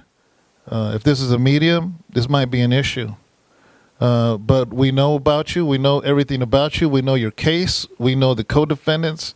We know that you're good. So you want to do that? Just realize that there's about 300 of them here, the opposing side. And what you're saying is basically you ain't going to ride with us, so you're alone. So whatever happens, you're on your own. Whatever happens, because I fought my case, the big Rigo case, because I fought it and I stood my ground and I left in good standing. Because of that, they were able to respect me on the yard. But at the same time, I'm being a Christian and I'm in Southern California. So they're like, that's just another issue. That's another issue. But they're like, you want to do that? Go for it, man. You know, but if there's problems, don't come to us. And that was kind of the understanding of it. And, I ended up, by the third month, I was already preaching on the yard. I was preaching and I was teaching, and I just continued to, by the time people realized who I was, as far as from where I was from, for the most part, everybody respected it. Because that's the thing in prison, man, is that there are people that hide behind the Bible. And a lot of times it'll be a child molester. It'll be something like that, where they go and they try to hide in the chapel in the church and Christians, and they try to see. And unfortunately, that is the first suspicion when people hear somebody say, "Oh, I'm a Christian," you know. But what happens is, obviously, when somebody is really for real, even people that turn Muslim or whatever, if you're for real, they have to respect it. And when they saw, it took maybe 6 months. And I remember one time I was in the yard, and the shot caller from the homeboys, he saw me and he sat by me. He goes, "Hey, I want to talk to you." I was like, "What's up?" He goes, "I know ever since that first day you hit the yard, I've been shining you on." He goes, "But I see you and I watch you. He goes, and I see that you're for real. He goes, and I just want to say that for you, just keep doing what you're doing, man. You know, you got my respect. And so that's kind of how I did my time, you know. I did my time like that, never had an issue, never had a problem. And actually, I just continued to preach in the yard, hung around with other Christian brothers in there. And that's it, you know. I did my time like that. After, I'm not sure how much time I was there. My last 2 years, because you work your way down a level or you could work your way up depending on how you act in there. I worked my way down to be able to finish my time at a prison camp, which was a blessing because the camp was in Atwater. And that was only literally less than an hour for me to see my kids and my family. And that was like my goal. That's what I wanted because it was hard to see family down south. One step closer to home. Exactly. And I finished my time in Atwater. And again, there, you know, I started giving Bible studies, created this huge group of brothers that a lot of those guys are out now, and they're still my best friends, you know, and they're still serving God. They're still, you know, and we're just going forward, you know. And so, you know, was there incidents in jail? Yeah, there was, you know, there was problems, there was issues, there was people that aren't always going to like a change. People always want to keep you like crabs in a bucket. They always want to keep you down. They always want to, you know, and that did happen sometimes, you know, but I understood because I came out of that life. I get it. I wasn't like playing this violin for myself, like, oh, leave me alone, I'm a Christian now. I knew because I'm like, if I would have been fully functioning, I would have done something to me because that's just the rules. That's how it is. Yeah, that's how it is. You know what I mean? So I understood. I remember talking to one of the shot callers. He's like, Dyno, man, what are you doing? What are you doing, man? You got respect. You got this and that. What are you doing? This is going to follow you into prison. Do you realize that? And I'm like, yes. You think I don't know the repercussions of the choice I'm making to serve God? Do you think I don't understand? You think I'm doing it blindly or ignorantly? You know, I understand this, that I could lose my life. I said, but I'm ready to. I said, because you don't understand. This change is for reals. You don't understand what God did inside of my heart, and I'm willing to die for it. You know, so it's like because of that, you got to respect it. You might not like it, but you got to respect it. You know, and that's kind of for the most part of how people felt about me, you know, in prison. Why do you think that is, that if you're in prison and you're accepting the Lord, that you get a pass for that? Well, most don't. Most don't. I think it's a case-in-case thing. You know, I think that I've heard there's times, some years, where whoever's in leadership, you don't get a pass. You know, and I think just things fluctuate depending on who's calling the shots and things just fluctuate. And it also depending what prison. You know, I understand that there was some federal prisons that I believe at that time in Texas that if you're a Christian, man, they're stabbing them. So, you know, I tell the story very cautiously that me refusing the PC up because I don't ever want to influence somebody watching saying, well, man, Dyno refused the PC up and then they end up refusing and get killed because it was Christians getting murdered, you know, so. You need to be let it known it's not the same in every case. Yeah, it's not the same in every case, man. I would rather somebody PC up than lose their life. You know, so I would never, ever condone being as stubborn as I was, you know, because if it wasn't for the grace of God, I don't know how I survived it, to be honest with you. You know, because I was around active people my whole entire time, you know, but, man, thank God that I'm here, you know, I'm here. So your release date was what, in 2008, 9? No. My official release date was January 21st, 2010, but I was eligible to get my last 6 months at a halfway house in Oakland. You know, so again, as long as you're not a child molester, rapist, whatever, you can be eligible to do your last 6 months at a halfway, which is a great opportunity because it helps you transition. You got to live there, but it allows you to get a job. and you go to your job and back more into normal. Exactly, society. and it helps you kind of get your license again, get insurance. Your things you need to do. It acclimates you better. So, I walked out of Atwater July 27th, 2009. It was on my son's birthday, but I still had 6 months. So I finished that time in Oakland at a halfway house. Yeah. So after you leave Oakland, what was life like adjusting back into normal life? Like, you had 3 felonies? 3 felonies. So it was hard for you to get a job, obviously. Yeah. And technology and stuff changes. Yeah. What did you find the hardest? It's kind of a funny joke, but I remember seeing signs everywhere saying free Wi-Fi. And I remember, I'm like, what is that? And I remember my brother laughing because I'm like, hey, what's this free Wi-Fi, man? He was like, it's Wi-Fi. And my brother, he set me up a Facebook page because I was like, what's Facebook? And then at that time, MySpace was already dying out in 2009, 2010. Facebook was new. YouTube, I thought YouTube was amazing. I would just, it was crazy. There was no smartphones before I went away. I remember literally a few weeks before I got arrested, Nokia came out with a color screen, and I had it. That was big time. That was big. I remember buying it. I was the first one, I'm like, oh, I got a full color screen. And all of a sudden I come out and there's iPhones, and obviously I got one right away. But that was a huge change, it was a huge change. And were you able to adjust to it pretty easy? Yeah, I was always very computer literate, always, so it was pretty simple, real easy to get used to. But what about as far as getting a job? That was hard. That was really hard. I struggled for years, because most people that get out of prison, if you don't know someone, you're not going to get hired. You're just not, and I struggled a lot with that, a lot. I went through a lot of hardship, a lot of poverty. And yeah. Before you got locked up, well, obviously you had a lot of connections to the streets. So Yeah. even back then, like, nobody could help you out, or they weren't willing to help you out.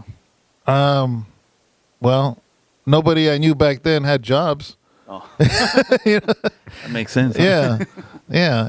And I didn't have those types of friends. I didn't have friends that had a straight life, that had jobs. And so. Yeah, I didn't have anybody. I struggled a lot, man, for that. Everything was taken from me. Before I went to prison, I owned my own house. I owned it. I had money, and projects and future projects. And I lived off of my music. I know nowadays it's really hard for people to live off their music. But at that time, it was easy. It was a lot easier, at least. So, especially when you own everything, you're independent. Exactly. I own the studio. I own the rights. I own everything. So I didn't have to go platinum to make platinum. You guys were like way ahead of your time being independent. Yeah. I didn't have to go platinum to make platinum money. Because if you're getting pennies to the dollar on a major label, you got to sell a million records. But if I could sell 10,000 CDs a month and I'm getting 100%, that's a lot of money. That's enough for me to be happy, So, and we were cranking out CDs every 30 days. So the checks were huge from distribution. And you had people like me buying them every 30 days, looking for it, Yeah. So, to go in with money and I mean, I wasn't rich, but I was happy. I was comfortable, and to come out and have nothing. That was hard, to go back to my mom's, that was hard. To go back to my parents out in the ranch, in Tracy, that was hard. Thank God they had kept my car, my Cougar. Oh yeah, they still had it. My dad put a cover, put it in the garage, and once a month would turn it on. So I had my car there, which immediately I pretty much after a couple months I sold it because. Detectives and stuff, they still recognize. I was like, yeah, I'm ready for a different car, Yeah, which that's one thing that you didn't influence me as far as like the gang banging stuff. Yeah. As far as music, but I liked your car, so I got me a Cougar too. Did you? Threw it on some Sinisters. Throw a picture of it later. Yeah, I like that car. I had roasters on it with the 1-inch white walls. Yeah, it was a fun car to have. Yeah, I saw that on which album was it? Chicano Chronicles. I think it was in the back of it. Yeah. And I was like, I'm gonna give me a car like Sir Dyno. Yeah, but adjusting to come out here. Another thing is, I got to share too. Is I remember being at the halfway house. They would give you X amount of hours to go look for work, and I was at the mall in Dublin and Pleasanton. Can't remember, Stone Ridge maybe, or I don't remember the name of it, but it's the one in Dublin and Pleasanton. And I remember just looking for jobs, just applying at every single place in the mall. And then I sat down, and I saw people walking by. I saw families. I saw couples. I saw friends, people laughing. And I remember at that moment, I wanted to go back to prison. Oh, wow. Yeah, because I missed the brotherhood I had, the friends I had. You know, Brother Johnny and Edwin, Lorenzo, Nacho, you know, Mario, just these guys that... It was for the camaraderie than not... Exactly. Not being in prison. Exactly, because I felt so different. It felt like I came out to a different world. It felt like I would never adjust. It just felt different, you know. And they say psychologically, anybody that has done 5 years or more, like it changes something. And I did 6. So it was like, plus one of those years was in solitary, you know, and that really messes with me. It still does to this day a lot. How hard was that? We didn't go over that. Well, what'd you do to keep sane? You have to program. If you don't program, you'll lose your mind. I saw a lot of people lose their mind. I remember this one 18-year-old kid came in with a chip in his shoulder, thought he was bad, you know, and arguing with the cops and the officers. Within 3 months, he was talking to himself, you know, kicking the door constantly all day long. He'd lost it. Within 3 months? Within 3 months. You know, he was from Oakland. And you got to program. You have to program. You have to be grounded for me, to God. You know, I would get up, clean my cell, eat breakfast. I would write letters. I had like a whole program of what I did that day, because if not, you lose your mind. You know, so most people, they go to solitary 23-1, meaning 23 hours, you get 1 out, 1 hour a day. I wouldn't get my 1 hour until maybe every third day. So it's more like 71 hours and then 1 free, 72 hours and 1 free, you know, and I did that for a whole year. And to me, that was, I completely am convinced that solitary confinement is torture. I'm completely against that because, and here's why, because somebody might be saying, well, they deserve that. Well, here's the thing. Most people in solitary confinement have a release date. And if they're losing their minds, that means they're going to release to your city and your neighborhood.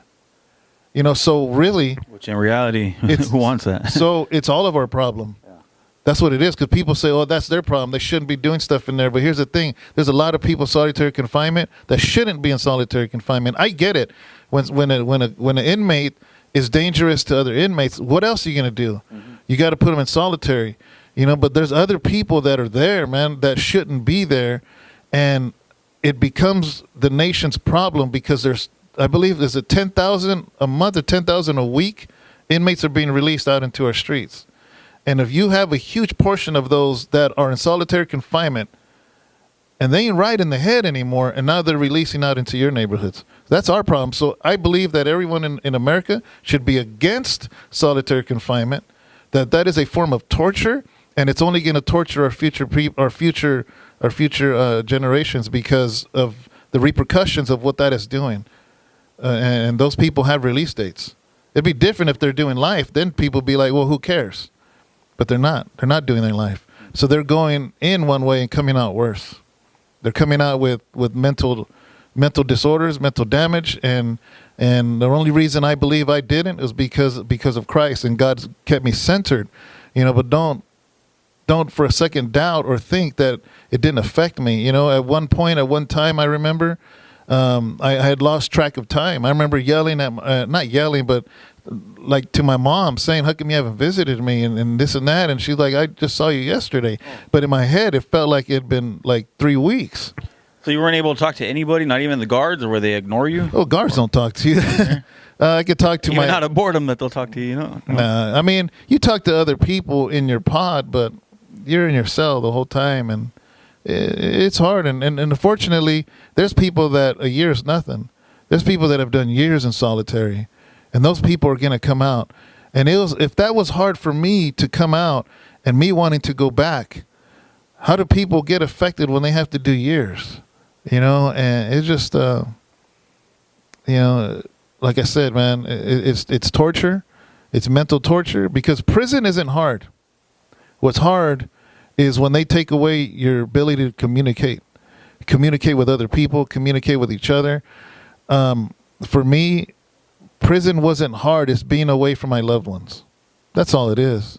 You could put me in prison and it's Disneyland, but it'll still be hard because if I don't have my children with me, so it ain't even about, oh man, it's hard in prison, all this stuff. It's because you're away from those that you love. To me, that's the torture right there. That's really the punishment. Yeah, exactly.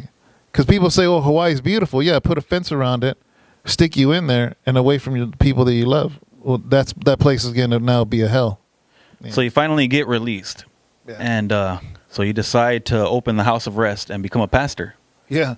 Well, actually, I had my last 2 years of incarceration. I found a Bible college that had correspondence with inmates with reduced prices for inmates. It was a CLU, or Christian Leadership University, out of Buffalo, New York. And they were willing to work with me through my mom. My mom would pay for my courses. So I was able to get my associate's degree in biblical studies. Oh, wow. Yeah, I accomplished that. And then I went into my bachelor's, which I literally have only one course to do. By the time I released, I didn't finish my bachelor's in ministry. And I still talk to the college. They're like, "You going to finish that last course or what?" I didn't even know that was part of the process. Yeah. So within there, I was able to get ordained as a minister. And then I came out and I started House of Rest a year later, almost to the date, a year later after I released. And then I connected with Grace International. Grace International has over 3,600 churches around the world. And I was approaching different churches to see who I wanted to tie myself in with. I found Grace International to be the one that I felt in my heart that is in the same direction I was going. And so now I'm an ordained minister through Grace International. And they're all over the world, and they're a great organization. And so House of Rest is a satellite church or a part of Grace International. Yeah. How hard was it to actually start to get followers? Actually, when I first got out, there was different people that knew that I was a Christian now, that were fans of my music. So there was a lot of people now. After all those years, I thought people forgot who Sir Dyno was. I actually honestly thought I came out and nobody was going to know who I was. And instantly I started getting recognized everywhere, at the mall, at Walmart, everywhere. And a lot of those people are Christians now. So when they found out, they were going back and telling their pastor, "Hey, man, Sir Dyno gave his life to the Lord. You have him come speak at the church and this and that." So before I realized it, I didn't want nothing to do with my past. I didn't want to talk about my past. I thought people forgot who I was. And all of a sudden, I'm getting hit up by pastors saying, "Hey, can you come and share your story?" And at first, I'm like, man, I ain't trying to be that guy, man. I just went through hell, and the last thing I want to do is keep rehashing this. Like I wouldn't have done this interview back then, but I didn't want to rehash that stuff at that time. I don't mind now, but so I finally agreed, and I remember I did my testimony in San Jose. 950 people showed up. Oh, wow. Yeah, at Victory Outreach with Pastor Ed. Pastor Ed's the one that did Duke of Earl. Mm-hmm. Everybody knows that movie. I got it. Yeah, right?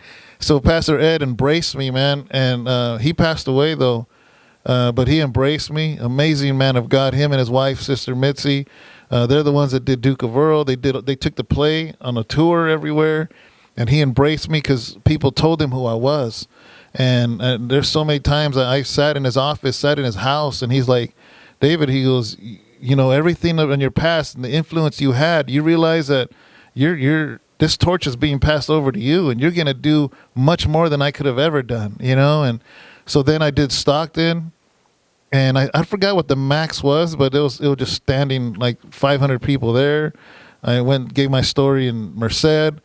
So by the time I started a church a year later, there was people already following me on Facebook, already following some of the YouTube, I think at that time. So I think at first people would come to the church kind of because they wanted to see Sir Dyno. Honestly, that's what it was at first. Was my audience? You could tell right away. My audience or congregation were fans, but I think over time I started getting families and older families and couples, and that's kind of where we're at today. A lot of people that come here. There's 120 seats here. Usually we're about 80% capacity. Most of them know nothing about my past unless I tell them, But I do realize that I do have a huge outreach, so that's why I do have a very active YouTube, channel, very active Facebook account, because a lot of people will you kind of constantly post content. Constantly. I stay, because I realize that I have a responsibility, because people might listen to me that won't listen to somebody else. And I have to be responsible with that. And that's one thing. You have a very unique voice. Like they say certain motivational speakers like Martin Luther King or people like that they just have this voice that kind of hypnotizes people. And I think you have one of those voices that just gets people's attention. Never heard it like that, but, but I mean, if that's true, then, I give all that glory to God, that God knew what he was doing from the beginning. That's what got my attention. Like I told you on the first album, it was your voice that it's kind of, you want to keep hearing more. So now that you're pastoring, that just, it kind of makes sense. Yeah. I don't know. I'm just me. So I don't know, I just, I share my heart. I share my experiences, and one of the verses I live by is something in the Bible that says it is not I who live, but Christ who lives in me, and I wanted to say something else as a disclaimer of, we didn't talk about. And the reason I know is because I know how people are on YouTube. They'll find something, and no matter what, people are going to say something, but I do want to close this gap. Is earlier they said 23 years to life, but then I said I did 8.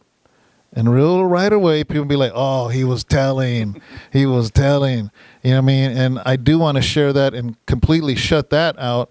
And all of this stuff can be verified. This is important to me because I don't want to catch a bullet for something somebody believes that isn't true. Okay? So this is crazy. To clear the record. Yeah, exactly. Clear this record once and for all. Number one, remember I mentioned the federal guidelines? Yeah. Okay? The federal guidelines, the reason they were saying 23 to life is because my crime carried 5 years, but because I was on a bond, it bumped me up to 8. But because it was my 3rd drug felony, there was a clause in the federal government. It's called the career criminal clause, which is basically 3 strikes, you're out. Yeah, I was going to mention that earlier. Yeah. That didn't fit in. Yeah, well, 3 strikes, you're out is a California law, but I was in federal court. But they have a thing that if you do the same crime 3 times, they could career criminal you. So that's why they said 23 to life. But it was crazy because I didn't want to go to trial because I knew I was going to lose because they caught me on tape, and that ex-Darkroom guy he had me. Nothing you can do about it. Nothing I could do about it. But what it finally came down to was I literally signed 13 years. I took a plea agreement, meaning, every court wants a plea agreement because it costs money to go to trial. So they try to offer you something less so you don't go to trial. That way they don't have to spend so much money. So I took a plea agreement for 13 and a half years. I signed. I was like, man, I'm hit. I'm done. 13 and a half years. It's the best I can do. Compared to 25. Exactly, right?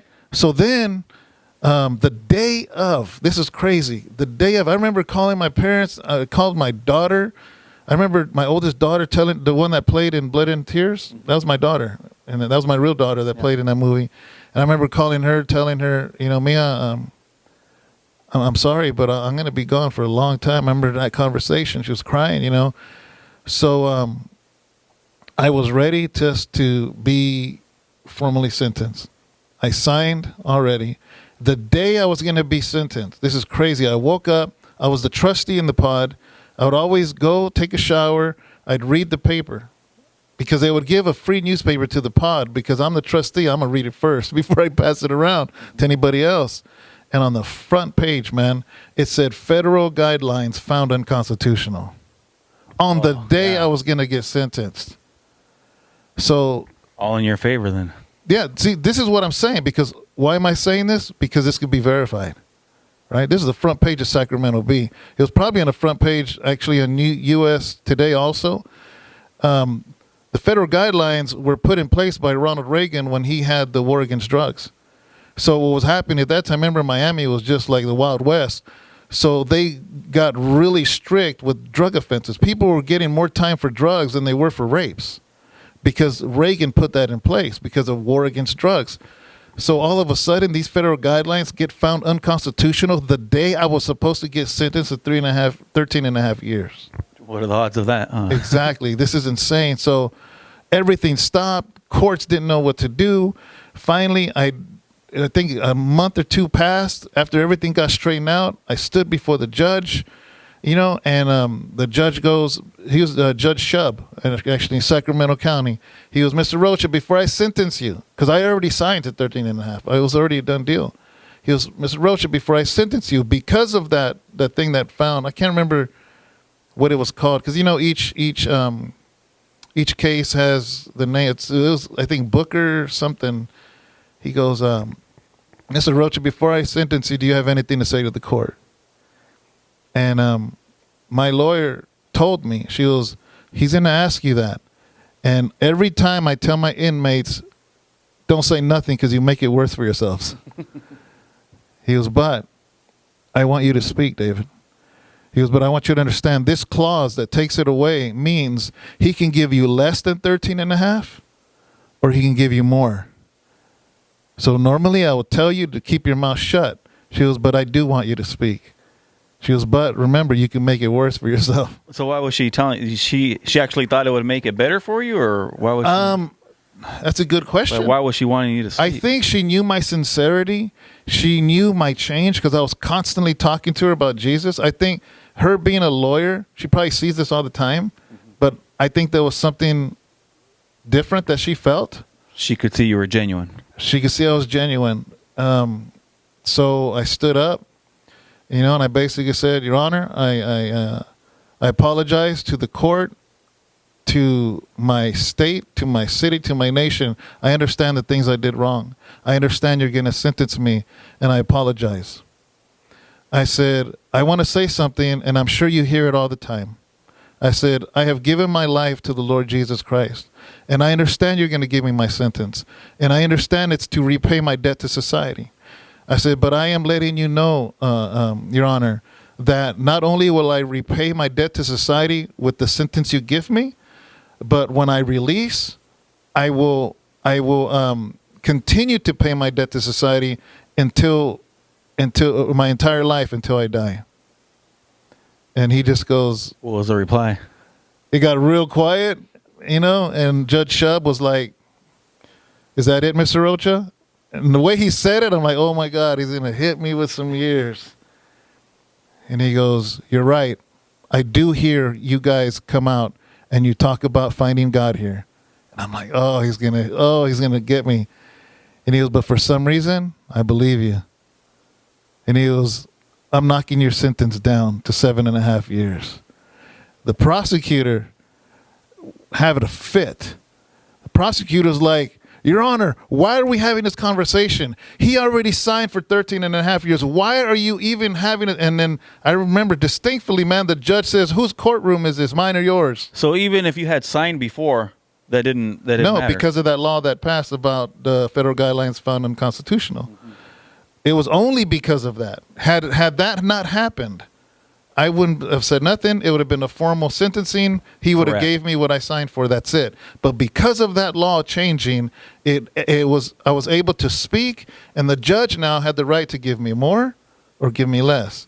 Other inmates were excited about that law, but then they got hit with more time because they said something for the judge, or the judge didn't like them, and the federal guidelines said they're supposed to get 10.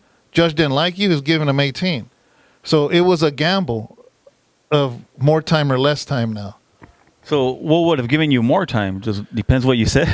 Depends if you what were I rude said, or if he didn't like me, if I don't know, man. I don't know. you really don't care. Yeah, I don't know. I don't know. But I thank God the prosecutor didn't like it. Judge said basically, whose courtroom is this, mine or yours? You know, and when he said that to the prosecutor, I was like, yes, I knew, you know what I mean? And boom, sentence made to 7.5 years. So anyways, I wanted to clarify that because a lot of people don't know, or a lot of people, you know, I've always Just gonna assume what they heard. I always say this to my wife. I said, don't ever leave blank spaces because people will fill them in for you. You know, so since we're doing an interview, I don't do much of these interviews, so I'm going to fill in the blanks. Because if I don't, then people watching this, you'll fill in your own blanks, and it's always usually toward the negative. Mm-hmm. So I'm just filling in blanks, man. So August 3rd of 2013, a fellow Darkroom member passes away. Yeah. One of my favorite, Pollo Loco. Yeah. And you were actually the pastor at his funeral. Yeah. Right? Yeah. So what did you feel when you got the news? Or how did you get the news? You know, Pollo Loco was probably, I said it, I've always said it, I think that he would be the equivalent of the Tupac for Chicanos. He was an amazing artist. Amazing. He would freestyle for days. He could walk into a room, describe everything you're doing, drinking, and everything you're dressed. I mean, he would just spit nonstop. This guy was amazing. When he went delivery too, the way he brought it. Yes, he was when he went to prison. He went to Solano State Prison. I think he caught 18 months. I visited him. I put money on his books. When he got out and released, his dad kicked him out. He got in a fight with his dad or stepdad, I remember, and he moved in with me. You know, and great artist. But we did have a falling away, unfortunately, because of addiction. You know, and that life just caught him. So I didn't hear from him for a long time. And it wasn't until that date, which had been years and years, his family reached out to me and basically let me know that he had gotten shot in the back. You know, that's how he died. He in got Merced. shot. Yeah. He was killed. And if I could do his funeral, they said, we can't think of anybody else. You know, so yeah, I officiated his funeral, and I recorded it, but the family has asked me never to release that. But I do have it. It's on my computer, you know, and it was sad. You know, I never thought I would be officiating one of my best friend's funerals. Eclipse was with me. We went together. You know, Eclipse from Darkroom.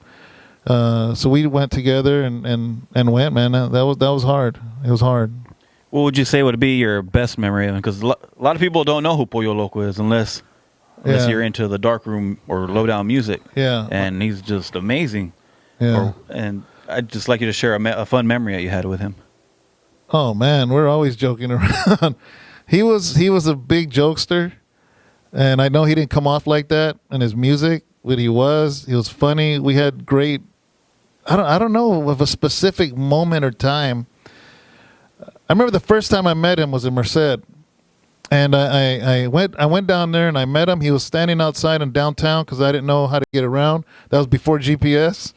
So I said, "There's this record store in Merced, so meet me there." So he met me there, and we just hit it off. And I'm just like, "Man, you like burgers?" And he goes, "Yeah, why?" I said, "Man." I'm already halfway there. We're in Merced. Let's go to Fresno. He goes, Fresno? I said, man, they have a fat burger. Because, you know, fat burgers are only in L.A. But there was one at that time in Fresno, and he just thought it was the craziest thing. I had my 60. I never heard of it. Yeah, I had my 63 Impala. And we went to Fresno, man, and had a fat burger. And we just talked all the way over there and all the way back. And we just became good friends, you know, during that. And he was just a good guy, you know, at that time, you know. But like I said, you know, addiction's a horrible thing and what it does to people, you know. But, you know, it just, he was just very, very talented, very down to earth. He was real. He was a real dude, you know. Stuff he rapped about, he was for real. And I think people can tell when they hear his music. So, rest in peace to Pollo Loco. Yeah. Then you start working on Christian projects as well, right? You worked on an album and a movie so far? I have, I did a movie, Always With You. Actually, I brought this one. Actually, this is on YouTube. That right there is a full feature film. And AOG stars in it, along with Jose Rosette, who used to be in a lot of the Darkroom films. He's gone on to do a lot of movies now in Hollywood. And my daughter actually acts in it. So that movie is free on YouTube on our channel. So if you look up Always With You, official movie, I think, it'll pop up. So you still incorporate your family in your new projects? Because you said your first daughter, I think, was in the first movie, right? And she's in, this is my second daughter, yeah. She was in this one. I have a Christian rap CD I released in 2013 called Called to Reach the Masses. That is available. I don't have any physical copies anymore, but it's on Google Play, iTunes, Amazon, MP3, CD Baby. I mean, all of them. It's called Dyno, Called to Reach the Masses. So I have that out. We have a single that I did with my wife called God is Faithful. I think it's called Dyno. Yeah, Dyno, God is Faithful. We just released a single called House from the group House of Rest, because our church is House of Rest, which is actually me, AOG, and Young Ant from Darkroom. So 3X Darkroom people did the song called Out of Darkness. And that all of these are available to be streamed right now. Yeah, so we have a future song we're gonna do. We have a music video we're gonna do for Called Out of Darkness. So I mean, I'm still busy. I'm not like it was, because I mean, you know, I have other responsibilities. I can't sit in the studio all day, and nor is it my 100% passion anymore.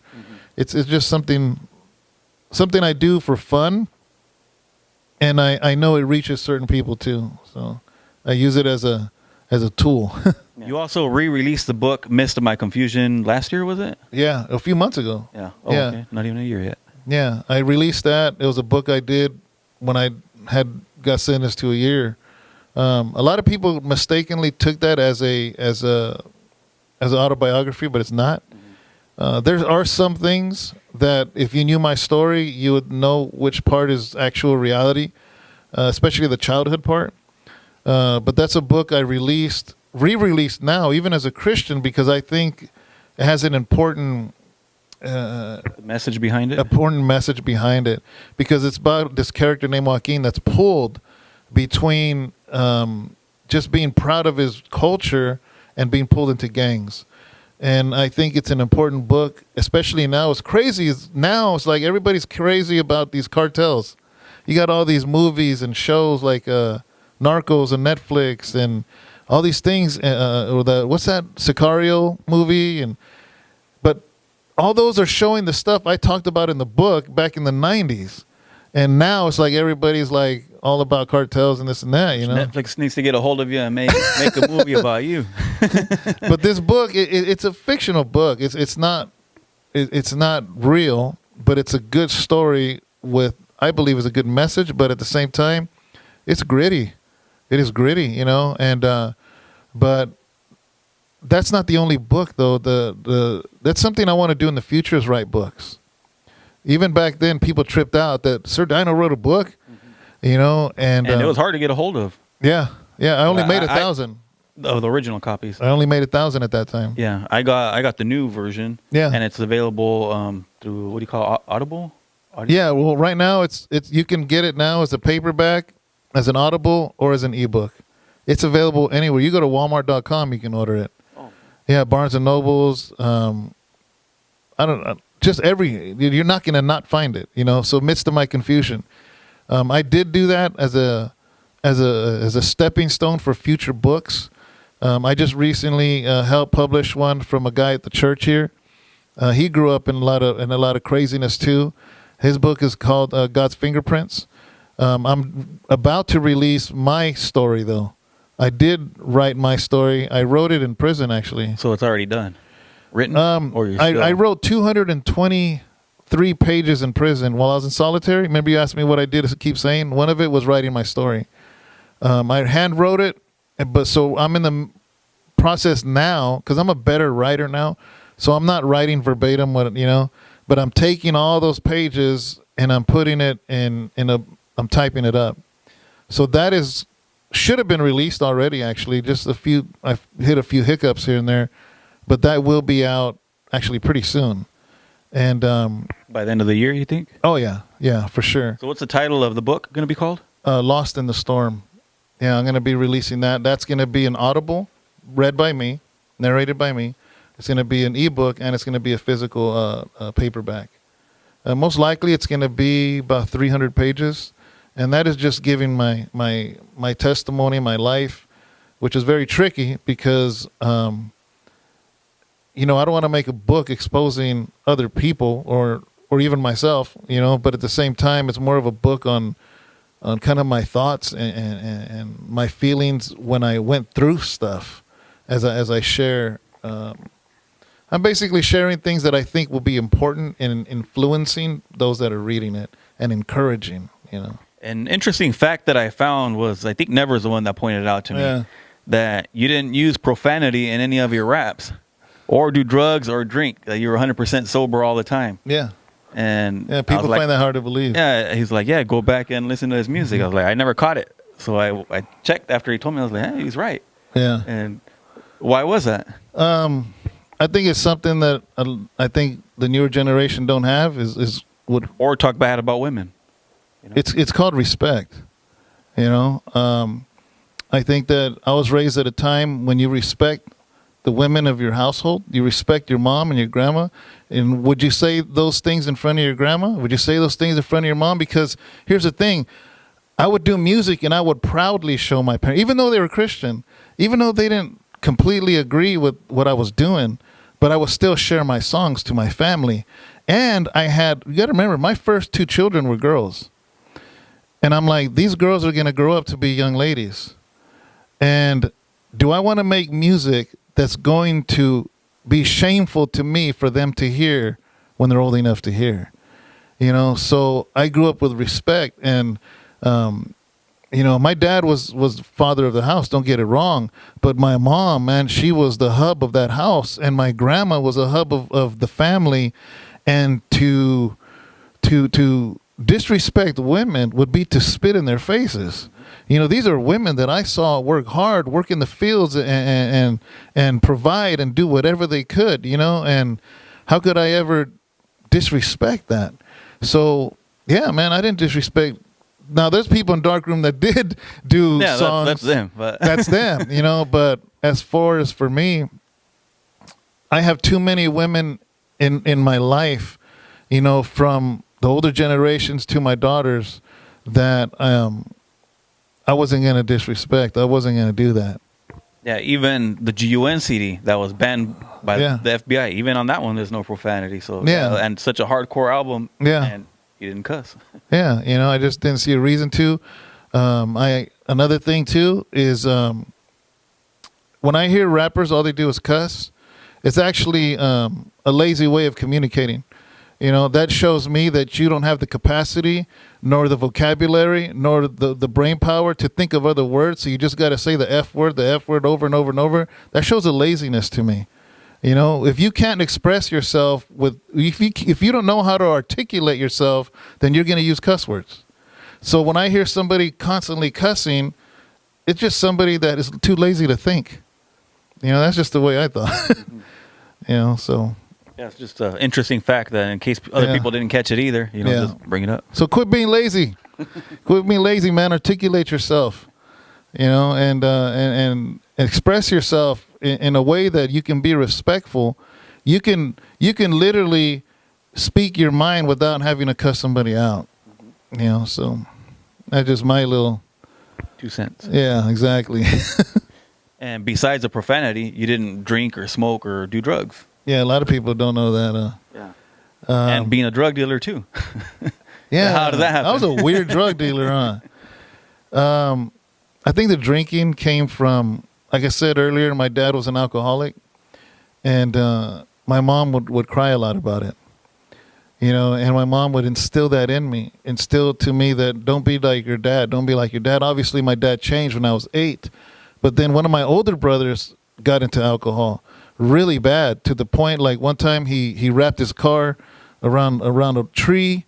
It caught on fire, he was passed out. He would have died had not, and it was in the country. So had nobody been there, but this little house herd pulled my brother out. So my brother was constantly in and out of jail for DUIs. So growing up, alcohol was something that brought destruction. All I saw was it bring destruction, you know. And then later on, when I got in my teen years, I would see friends starting to drink, and they would do stupid stuff. So again, like, it was constantly in my head that alcohol was negative. And I like to be in control of stuff, and I would see people be out of control, you know. So that's another reason. So by the time it got to peer pressure, you know, friends would be like, "Oh, come on, have a beer. Oh, what are you, a punk? Well, come on, this and that." How'd you deal with the self-control? Well, to me, I if you drink, I'm not saying this about you or you, right? But to me, when at the time of high school, when everyone's drinking, I said, "No, dude, you're the weak one. You're the one that's being a follower. You're the one following." I said, because you can't say I'm the punk. You're the punk because you fell into it. I didn't. So I was that stubborn guy that just because they wanted me to drink, actually them pushing me to drink made me push back not to. And then it just got to the point where I was so stubborn that even when I turned 21, they wanted to see me drink so bad, and I didn't want to give in to them because I was so prideful. You feel like you lost. I would feel like I lost, so I just never did, you know what I mean? And I mean, to this day, I've never drank alcohol ever in my life. A lot of people don't know that. And obviously never did drugs, you know, because I'm a very analytical person. I'm a very watchful. I watch things, and I never want to be out of control of those things. I was always the one at the party, always watching everybody's back. You know, I was always the one that knew what was going on, knew who was coming in, knew who was going out, knew who was acting up. And if I would ever not be in my sober mind, I think I would have got caught slipping a long time ago. And I had a lot of enemies, and I didn't want to get caught slipping, you know. So I always tell my kids this. I was like, because they're like, "Man, Dad, you were a rapper, you were cool, this and that." And I'm like, "Yeah, and remember, I was cool without drinking. I was cool without drugs. So don't tell me that you got to do those things. Don't ever let your friends tell you that you got to do those things to be cool or be in the in crowd, because I was a famous rapper and I didn't do it." You know, and I always tell my kids that. I tell my boys that, you know. What do they tell you? No, they just listen to me. They listen, you know, they listen to me. And, you know, I got a 22-year-old son, and I have how old is David? 17? You know, yeah. And he just turned 18. You know, they listen to me. They're good, you know, and they don't, because prison took me away from them. It's kind of like the same thing with your dad, that they didn't. Exactly.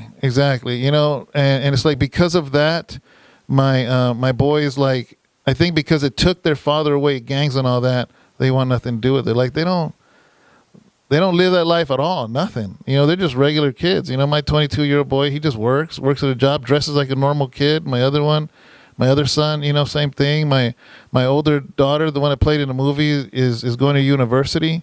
You know, my oldest daughter from the movie, she's giving me 2 grandchildren now. She has a home, you know, about to be married with the father of the 2 girls. You know, he's been there, never left. So they don't live that life. They don't know that life. And they said, which it would be pretty easy to just slip right into it. Exactly. But it's funny because at the time their friends were influencing them was the time I was in prison.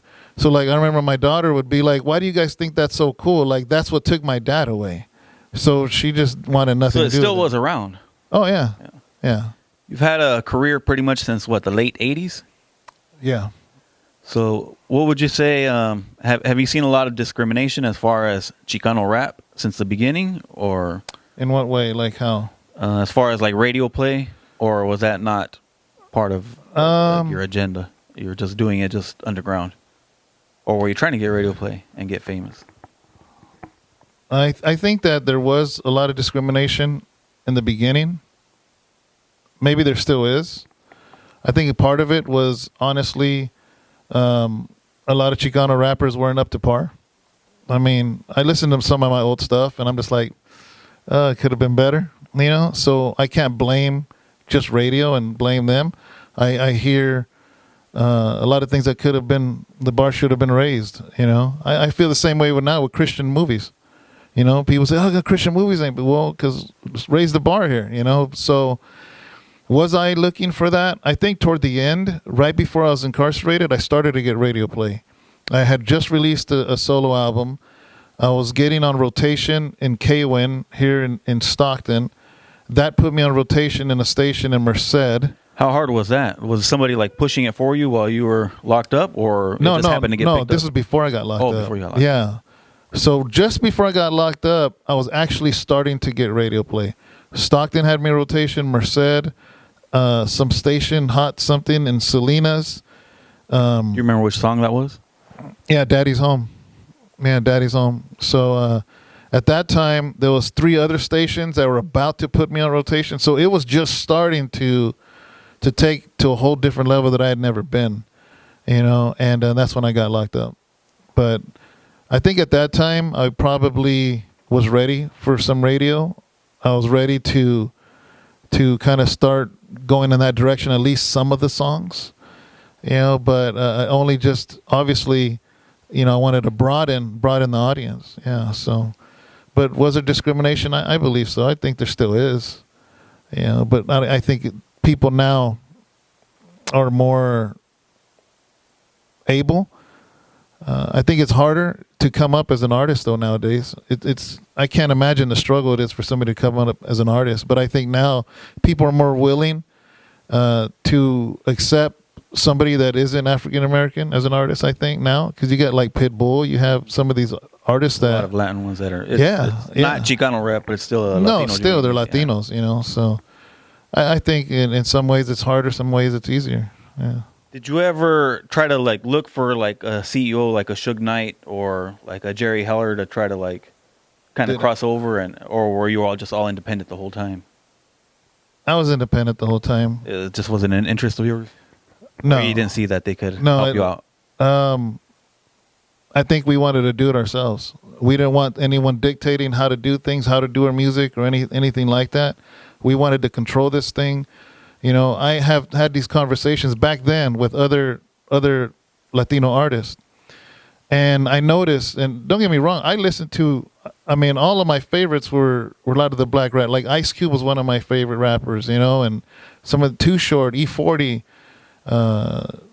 Tupac, some of these artists were my favorite. But I noticed a lot of Latino rappers, especially at that time, some of them were trying to sound like them. And I remember telling them, listen, they're not going to accept you. So why are you even trying? We have a whole culture of our own, So I had it in my mind that I was doing my music for Chicanos, and that's it. If other people happen to like it, cool, but I wasn't going to cater to anyone. I was going to do it for my people because I felt that I was the voice that they didn't have. I always had that. That wasn't a saying I just said here. I've always said that even at that time. So I didn't want any Jerry Heller type of person or, I noticed some Chicano rappers in L.A. were trying to get hooked up with Suge Knight. I'm like, no, I don't need that. I want to do our own thing and continue to create what it is that we're creating and lay down the foundation for it, So I think that's all at least what I wanted to do. Yeah. If there was a Mount Rushmore of Chicano rap, so 4, who do you think would be deserving enough to be put on there based on influential rappers? Wow. I've thought about it for myself, and the only one that I can think of right off the bat is that you deserve to be on there. So feel free to put yourself up there. Wow. That's a hard one, man. That's really a hard one because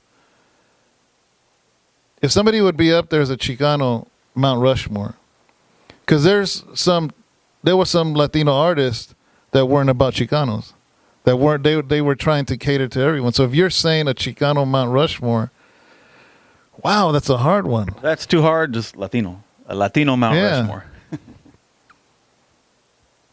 And I might say some names that I would have never said back then, just because of everything I represented, But I would have to say.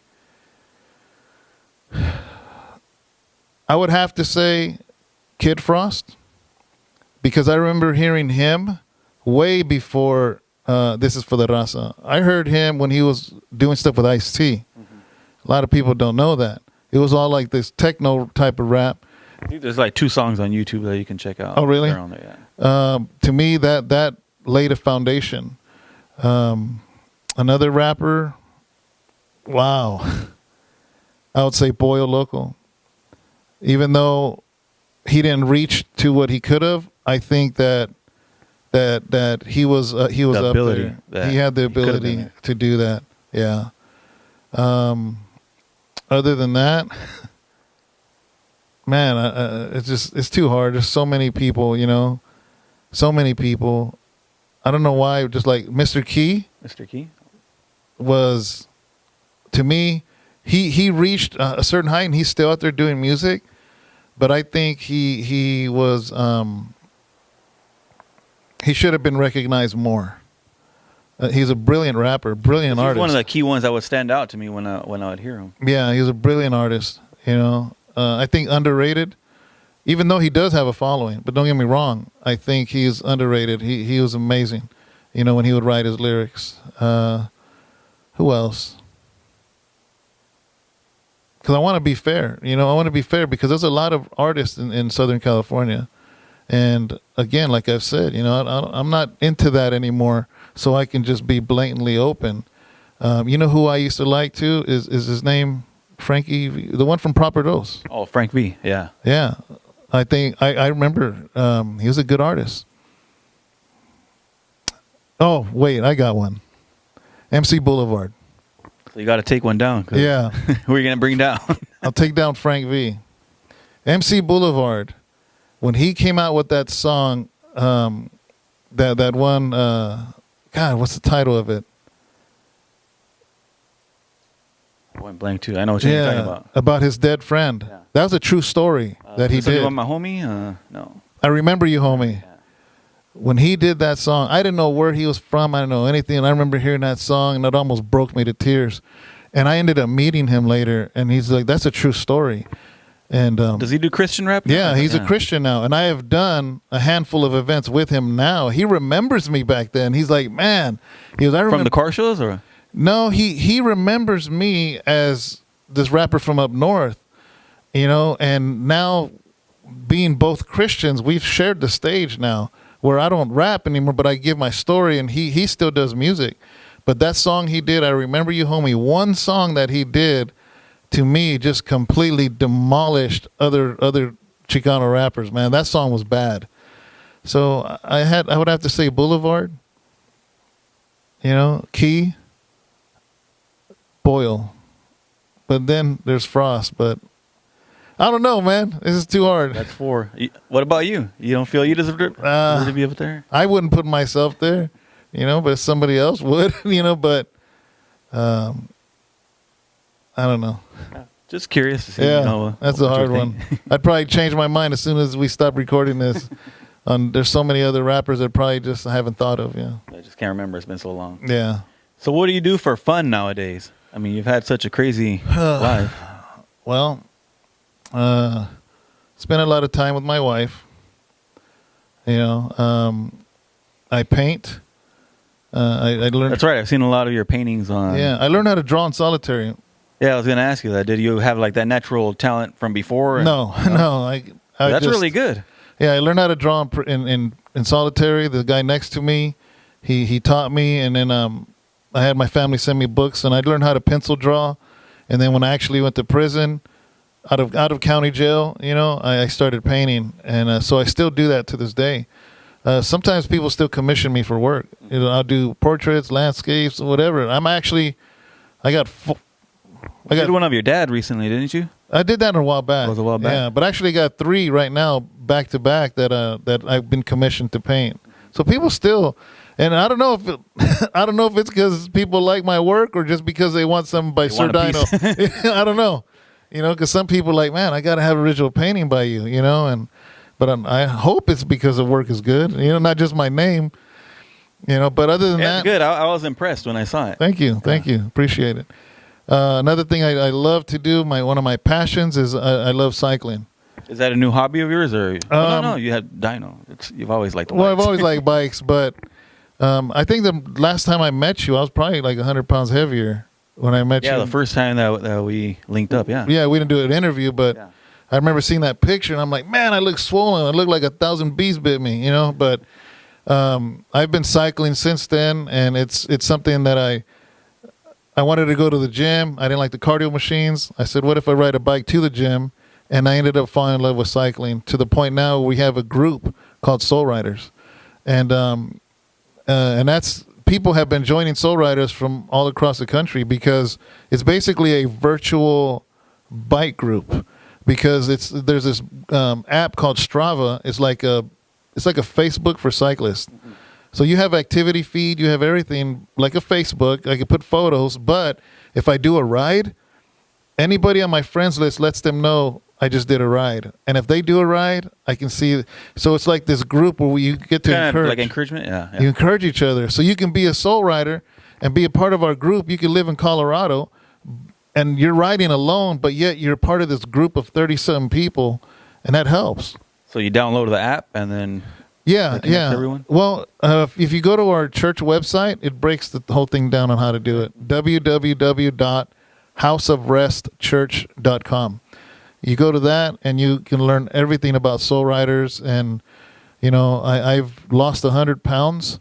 You know, and it's just something that I've done for my health to just live a longer, better life. You know, and be able to live it at quality. You ride every day? I wish. You know, I rode today. I knocked out 8 miles today, 6 miles yesterday. What's your average miles you do? Usually about 10. I try to do 10 a day, but it's been a busy week. But we do these group rides up and down California. So we all ride individually, but those of us that are in California, we'll have a group ride in San Francisco, Monterey. We're going to do one in Tiburon, across in Marin County.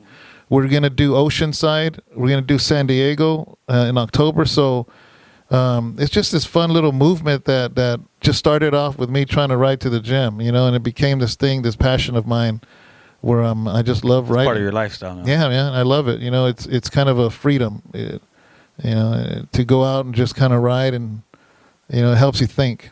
Being that you're so involved in movies, like you make the movies, what's your favorite movie? Oh, man. I'm a movie collector, so that's a hard question.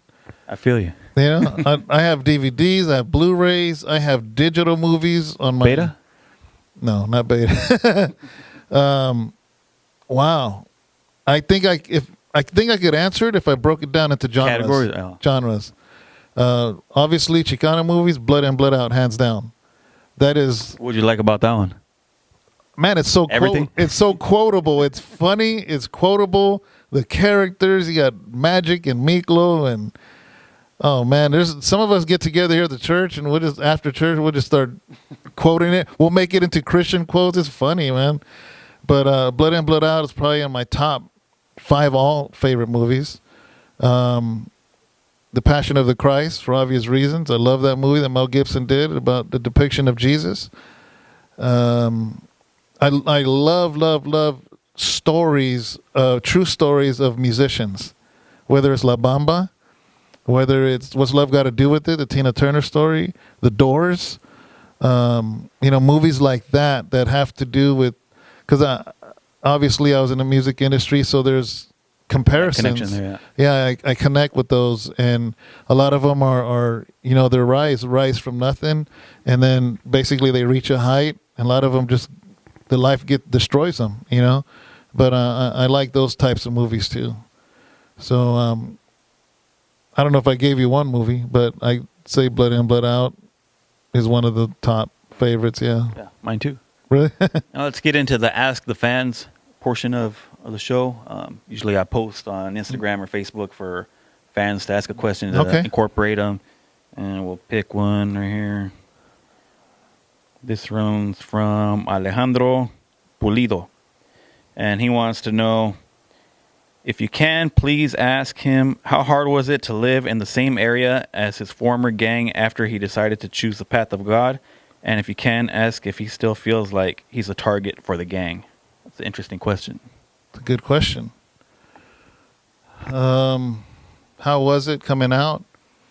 Is I gave my life to the Lord in prison. So by the time I got out, I did 6 years. So by the time I got out, everybody already knew. So that's one thing. It didn't like hit them out of nowhere. Yeah. It wasn't overnight. It didn't hit them out of nowhere. They had started to hear already, and people were letting them know, or people that were getting out were letting them know. So it wasn't the shocker, But as far as my friends that I grew up with, close friends, some of them were standoffish at first, to be honest with you. But over time, over the years, I talked to every single one of them. If I run into one of them, showed up at the church one time, I didn't know what his intentions were, but I embraced him. Oh, just showed up unannounced, or yeah. One of the homeboys, he showed up, and he was one of the, he was one of the guys that would do damage, man. And so I saw him walk into the church. I didn't know what to expect, but he basically embraced me, gave me a hug, said it's good to see you, and so over time I've pretty much seen almost everybody, and a lot of them, honestly, just kind of, they have their families, they're working and they're just living their life, Times change. Exactly, times change. So it wasn't that hard for me to come out. Another thing is because I'm so vocal in preaching, because I'm so vocal, I don't have to face the scrutiny of, oh man, he's just playing the church. He's just playing, like, they see me on TV, they see me on YouTube. I'm blatantly out there. So again, it comes back to, like, in prison, if somebody's for real about it, you just have to respect it. Don't mean you got to like it, but you're going to respect it. And that's kind of like what I get. I run into people all the time now. I get recognized a lot. My wife and I will be at a restaurant, we'll be anywhere. It's weird if I don't get recognized, basically. But it's always been nothing but love. Almost every single person knows that I'm a Christian now. Sometimes that people take pictures with me. That's what it is pretty much when they come up to you. They just want to say hello and take a picture. Yeah, exactly. I'm smart, though. What I don't do is I'm not going to go on a Saturday night at 2 a.m. to a bad neighborhood and put gas if I see a whole carload of gang members, regardless of it was a gang I represented or not, because most likely they've been drinking, they're feeling a little wild. I'm going to use wisdom. I'm just going to go to another gas station. But for the most part, I just use wisdom, and wherever I go, I don't hide. I'm right here. I'm in Modesto right now, and I go to Tracy often. I live in Stockton, which Stockton is a high crime rate. Yeah. I don't live my life in a shell. It's not like you're scared, pretty much. You always post what you're going to do next to you. Yeah. I don't live my life scared, but at the same time, I use wisdom. Mm-hmm. We've got to be smart about the things we do, because there's always going to be somebody with a chip in their shoulder. There's always that person, because I used to be that person. So I'm cautious, but I don't live in fear. Do I feel like I'm a target? For the people that really know what's going on and what happened with my whole case and everything, it's all love. It's always the youngster that has no clue, that maybe on the internet says things and wants to prove something. Exactly. A lot of times, they come at me with things that aren't even facts. And there's times where somebody will attack me on a comment online, and I don't even have to say nothing, but some OG will come and correct that dude and be like, you don't even know what you're talking about, because if you knew what you're talking about, you wouldn't be saying what you just said. You need to get schooled. You know what I mean? So I think that, am I a target? I think I've always probably been a target. Anybody can be a target, But ultimately, either I believe in God or I don't. I know God gave me a mission, and I'm going to accomplish that mission. And he's going to protect me to do whatever it is that he's called me to do. That's what it comes down to. What advice would you give to people that are still in gangs right now, that are trying to get out of that lifestyle, and for people that are trying to be in the rap game, from what you've learned? Wow. 2 different questions. Yeah, 2 different questions. Which one do I want to answer first? Let me hit the rap game first. As it's going to be a struggle for you if you're going to get into rap, whether it's Christian rap or Chicano rap, whatever. I think I mentioned to you, I don't know if it was on camera or not, I feel sorry because it's so hard, because the internet basically destroyed a way for you to make a living off of it. I think it's a greater struggle. Back then, I would go to a distributor and give 5,000-10,000 CDs, and in 90 days, I was going to get paid from that. To where now, It's just a whole different game. it's a whole different thing, So, but I think that ultimately, rap now, in my opinion, is just the bait. Before it was the main thing. Now it's just the bait. That's why a lot of rap artists up on the top, now they have cologne, they have merchandise, they have shirts, and their music they know is going to get downloaded for free. Mm-hmm. But if you can interest somebody to like your music, then they'll come and you build a brand around it. And you buy their merch or go to their shows. That's pretty much. Exactly. And that's pretty much it. But maybe I don't know what I'm talking about. I don't know. It's been so long, But I think that for any artist, whether rapper or singer, you're going to have to do it for the love. You have to do it because you have something to express. Whether it's on a canvas to paint, whether it's on a book that you write, whether it's whatever way, if you have talent, you have creativity, it's going to pour out of you one way or another. So just let it pour out and be real, and don't ever do something that somebody else is doing. I didn't. People told me I was making a mistake. You can't sound so Chicano. Why are you using Chicano words? You're going to not sell records. And the people that were telling me that were trying to be something they weren't, and they didn't sell nothing.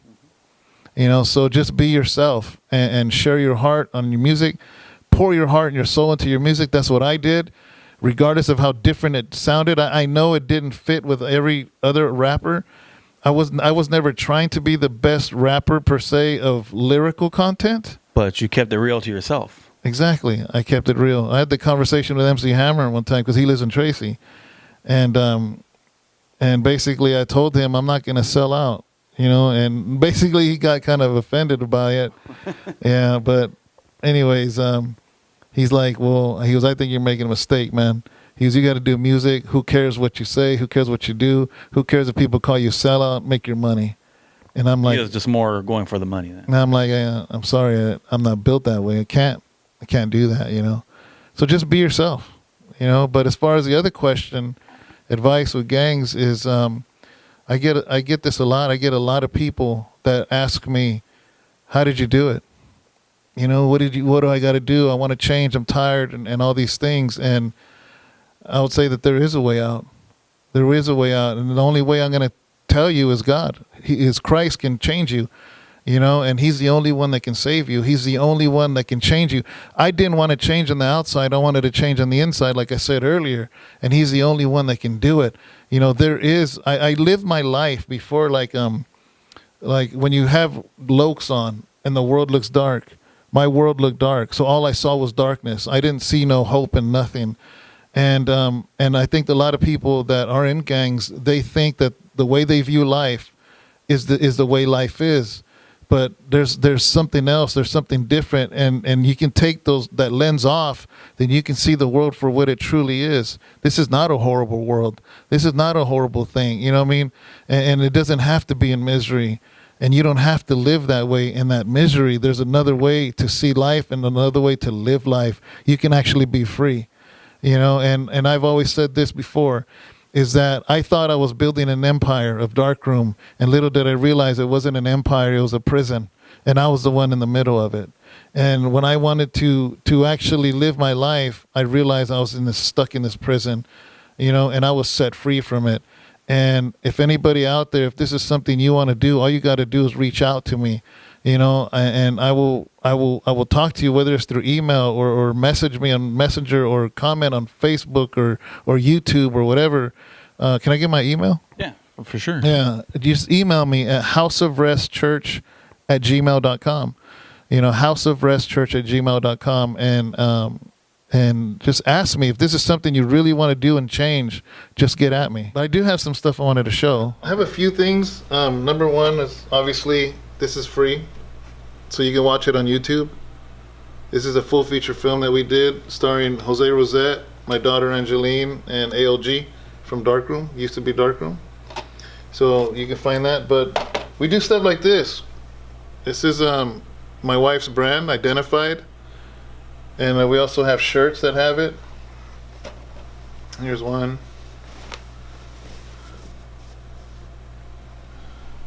And where's that available at? Your website? It's on our website. Look, here's for, this is a design I did. It's all blinged out for a lady. We have other stuff. It's at www.houseofrestchurch.com. It talks about our church. It talks about our YouTube channel. It talks about our merchandise. It talks about the Soul Riders. To be a part of the Soul Riders, we have merchandise for Soul Riders too. So, I mean, we have the books coming up. It describes the books on there, the books that we already published and the books that are coming. So if you're interested in future books, future music, any of that stuff, go to houseofrestchurch.com and check it out. Like I said, if you supported anything I did in the past, then do me a favor, just check out the website. Maybe there's something that you find interesting. So I appreciate it. I appreciate you even coming and visiting the site. We're on YouTube. We do a daily devotional on YouTube. So make sure you go to our YouTube channel, subscribe. My wife and I do a daily devotional every single morning. It's released at 3 o'clock in the morning. And every Sunday, our Sunday services and our Wednesday Bible studies. So God bless you. Thank you so much. Thanks. I don't got much hidden tattoos, but this one's probably one you like. It's a blurry Darkroom. So at the time when I got this, was it blurry right when they did it, or no? What time? But the guy that did it with the sewing needle. So but at the time, when did you get that one? When? Yeah. I don't remember. Long time ago, back in the 90s. A lot of the Darkroom artists have Darkroom on them. Never Has Heart Darkroom. I think Eclipse, Ace Dog. I'm not sure who else. We would get Darkroom tattooed. My very first tattoo was my last name. It says Rocha right here. Probably can't see it. I just turned 18. It was my first one. I didn't want to disrespect my parents because they didn't like tattoos, so I never wanted to get one until I was 18. Another one is I have Familia right here. That's one of my, I think that was my second one. What do I have here? No, this one isn't Dyno. It's Centro Vida, right? Oh, Centro Valle? Centro Valle. Centro Vida. That's a church. Yeah. Did you get it? Yeah. And then the one that's on the album covers is the Sir Dyno one. It should be Don Dyno now. She always jokes, says I'm not a sir anymore, I'm a don. I said, honey, Yeah. you're getting grace now. But that's pretty much it, man. I'm not all blasted or nothing. But yeah, that's it. For anybody? Or Wow. last words? Man, shout outs. There's probably a lot of people I didn't mention. People that are in my life now, people that were in my life then, supporters of Darkroom. I do want to say this to you guys. If you guys gave me the time of day to speak into your life through my music back then all I ask is that you give me a chance to speak into your life now. I haven't left you guys. Matter of fact, I came back for you guys. This is like reasons I do interviews like this right now is because I'm reaching a hand out. Because what use is it for me to come out of something and not go back to pull more people out? So this is an open invitation. I am not putting a wall between us. I'm tearing that wall down. So I give a shout out to all of you people that have ever listened to a song or watched any of my movies or anything like that. I give that shout out to you guys. And I just want to thank you and I appreciate you for always supporting. And I just ask that you continue to support, not with your finances, but with your ears, to be able to support and to hear me out. And here, I try to be very transparent. I try to be very simple. I don't complicate things, and I think there's a better way of life for so many people that are hurting out there.